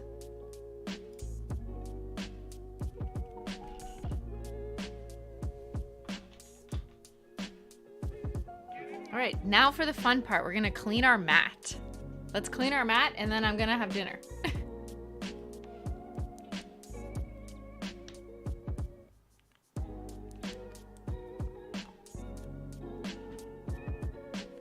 But first, cap your nail polish.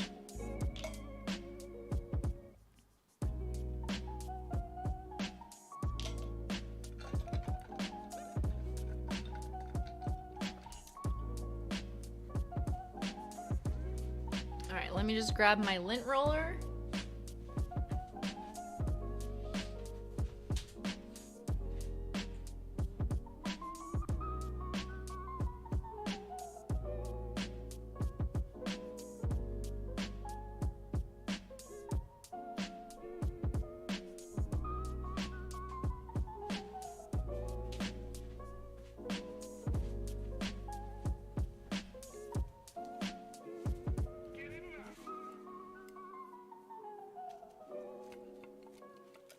Who's ready to peel?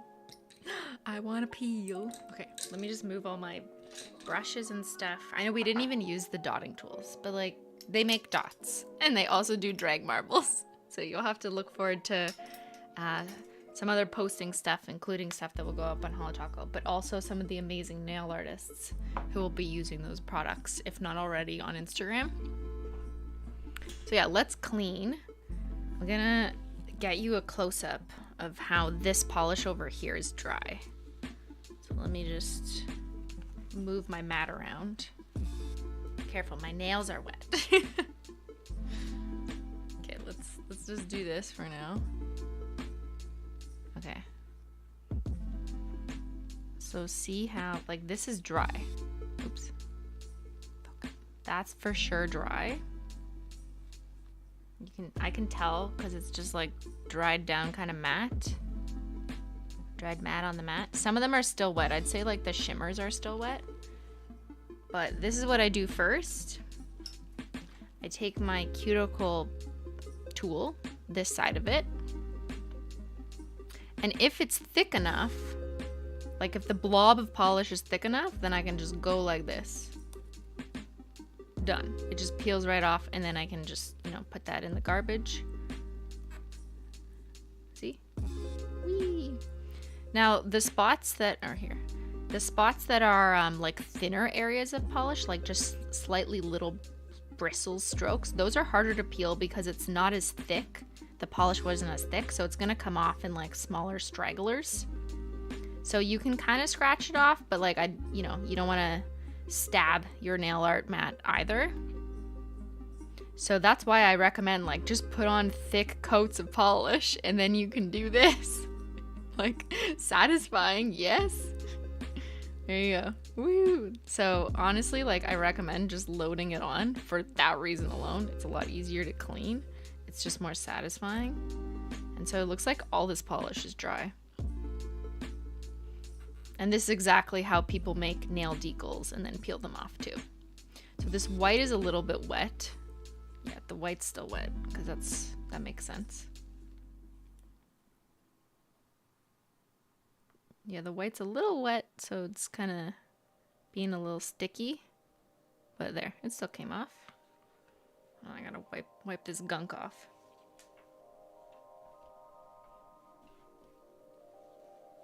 I'm very excited to see the dotting tools in use. I've never done any nail art, so it'll be amazing to learn special uses. So I am going to make a Holo Taco video just dedicated to using the dotting tools, including like how I did some of the promotional pictures on the website. So that'll be fun. But yeah, great to hear. So this is not completely dry, a little bit dry. See how it's kind of sticky? That's why you definitely want to give it a good like 20-30 minutes. Like how long ago did I put that pile there? Probably not that long ago. But yeah, like the crumbs are totally dry. Like they come off super easily. So yeah, I don't know. This is how I clean my mat. I just kind of pick and peel it all off. Little nasties.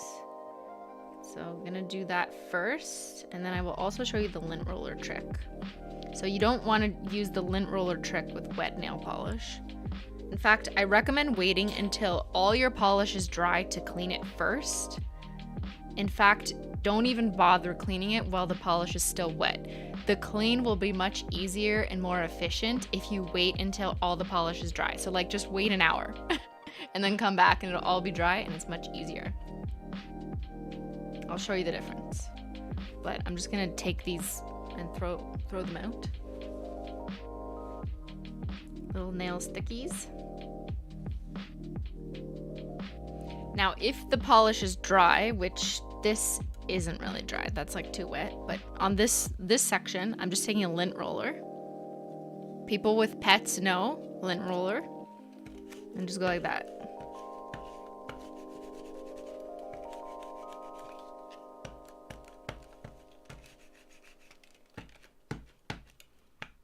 And it picks it up.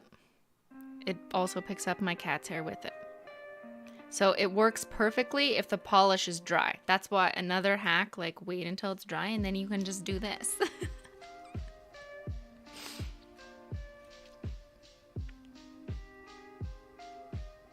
Is everyone shook? This is like the easiest hack. This is what I highly recommend. Just wait for it to dry. But I am going to show you like removing the nail polish splats too. Like if this doesn't take it off, because we also have some acetone spills here. So I'm going to show you how to remove that. That's like acetone mixed with nail polish. But like I couldn't put this on the wet nail polish. I mean, I'll try, but here, let's try. It's probably not going to work. I mean, wow, okay. Yo, this is art. That worked and it looks amazing. What am I saying?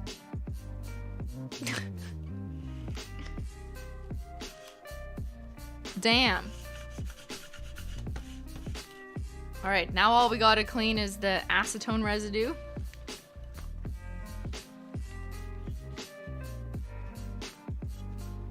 Yo, that was so satisfying, guys. Guys, I'm encouraged to clean now. And then in case you need a lint roller tutorial, you just peel that off. It's basically just tape. A lint roller is just tape. So if you don't have a lint roller, which just makes this action a lot easier, you can just use tape, like the sticky side.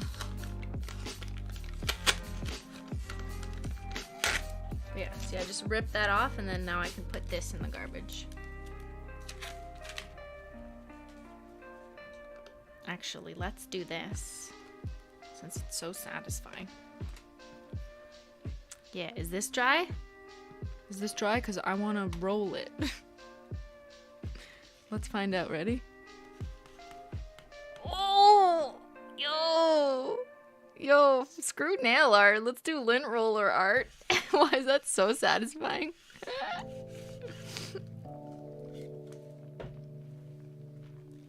Okay, now I will show you the actual cleaning part. So see how we kind of have some splotchies still left? That's mostly acetone mixed with polish.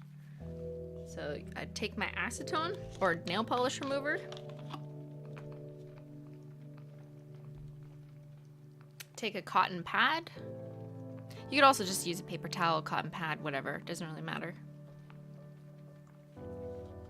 Just take a little bit, just a tiny bit.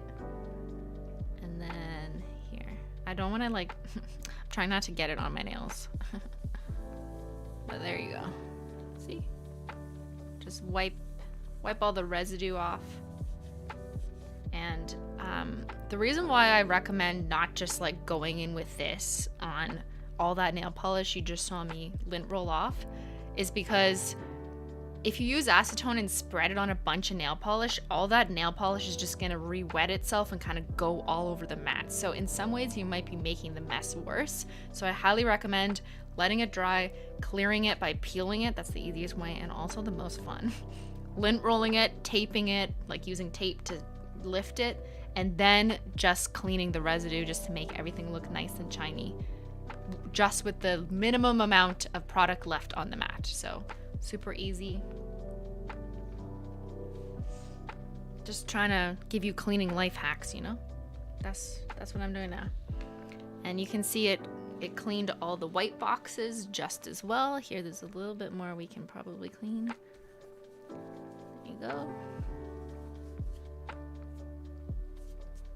Don't want fuzzies in my nails. Yeah, there you go. Just like new. And for best results, I actually, hold on, one more tip.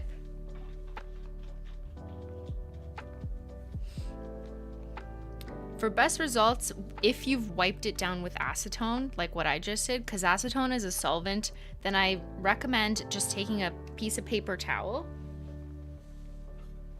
Just take like a piece of paper towel, run it under the sink, get some water on it, and then just wipe it once more with water.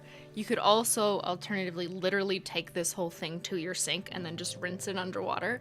Water won't hurt it. It's literally silicone. It'll bead off of it. But I think water does a good job at like getting any residue spots of acetone off so that it doesn't leave like white spots. Acetone sometimes has a tendency to whiten like your skin, even like if your skin looks a little dry and turns white because of acetone. So I have noticed that can happen on nail art mats or mats. Just make sure you wipe it down with water and then that doesn't happen. But yeah, you can't really see it. see it on this demo anyways, but just in case it does happen, wipe it down with water or rinse it underwater. Is your desk one twice the size? No. What? Or you mean this? This is not a nail art mat. This is an actual mouse pad, and it's giant. It's like 3 times the size. But yeah, this is my nail art mat, and I usually leave it like this. So like personally, I tuck it just a little bit under my keyboard, so that way I can do my nails for you guys like this, right in front of my keyboard, so you can't really like see. Oops. But yeah, it's like the perfect size personally. Just tuck it there, and we're good to go for next time. And the nails look splendid. The nails look so good, guys, I have to say. Like even from far away, in a galaxy far, far away. Yeah, we have these obviously at holotaco.com, the nail art mats, and they're not just for nail artists. It's really for anyone who just wants a nice looking, a cool ass surface to paint their nails on, and it's super easy to clean. And yeah, I'm really excited about this. Finally, that people can have the exact same background that I do. All right, how does that sound? That felt like a good stream. I feel like we did a lot. We talked about all the new stuff. We answered a lot of questions. We did nail art that looks good. We celebrated Star Wars. I've ruined several keyboards with remover. Yeah, I'm just like waiting to accidentally spill it on my keyboard. You can have a mat and still ruin other things around your mat, so always be careful.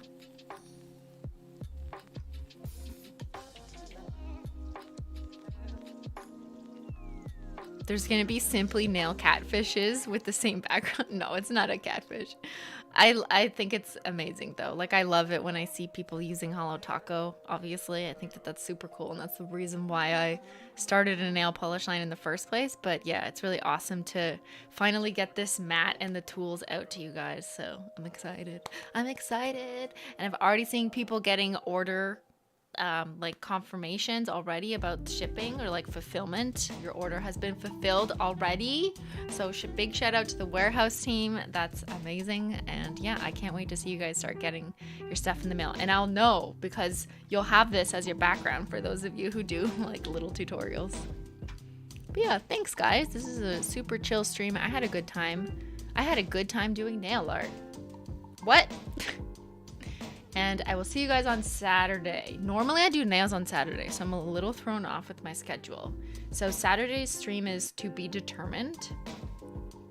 But next Wednesday, we'll definitely go back to gaming. So all you gamers out there, we'll go back to gaming.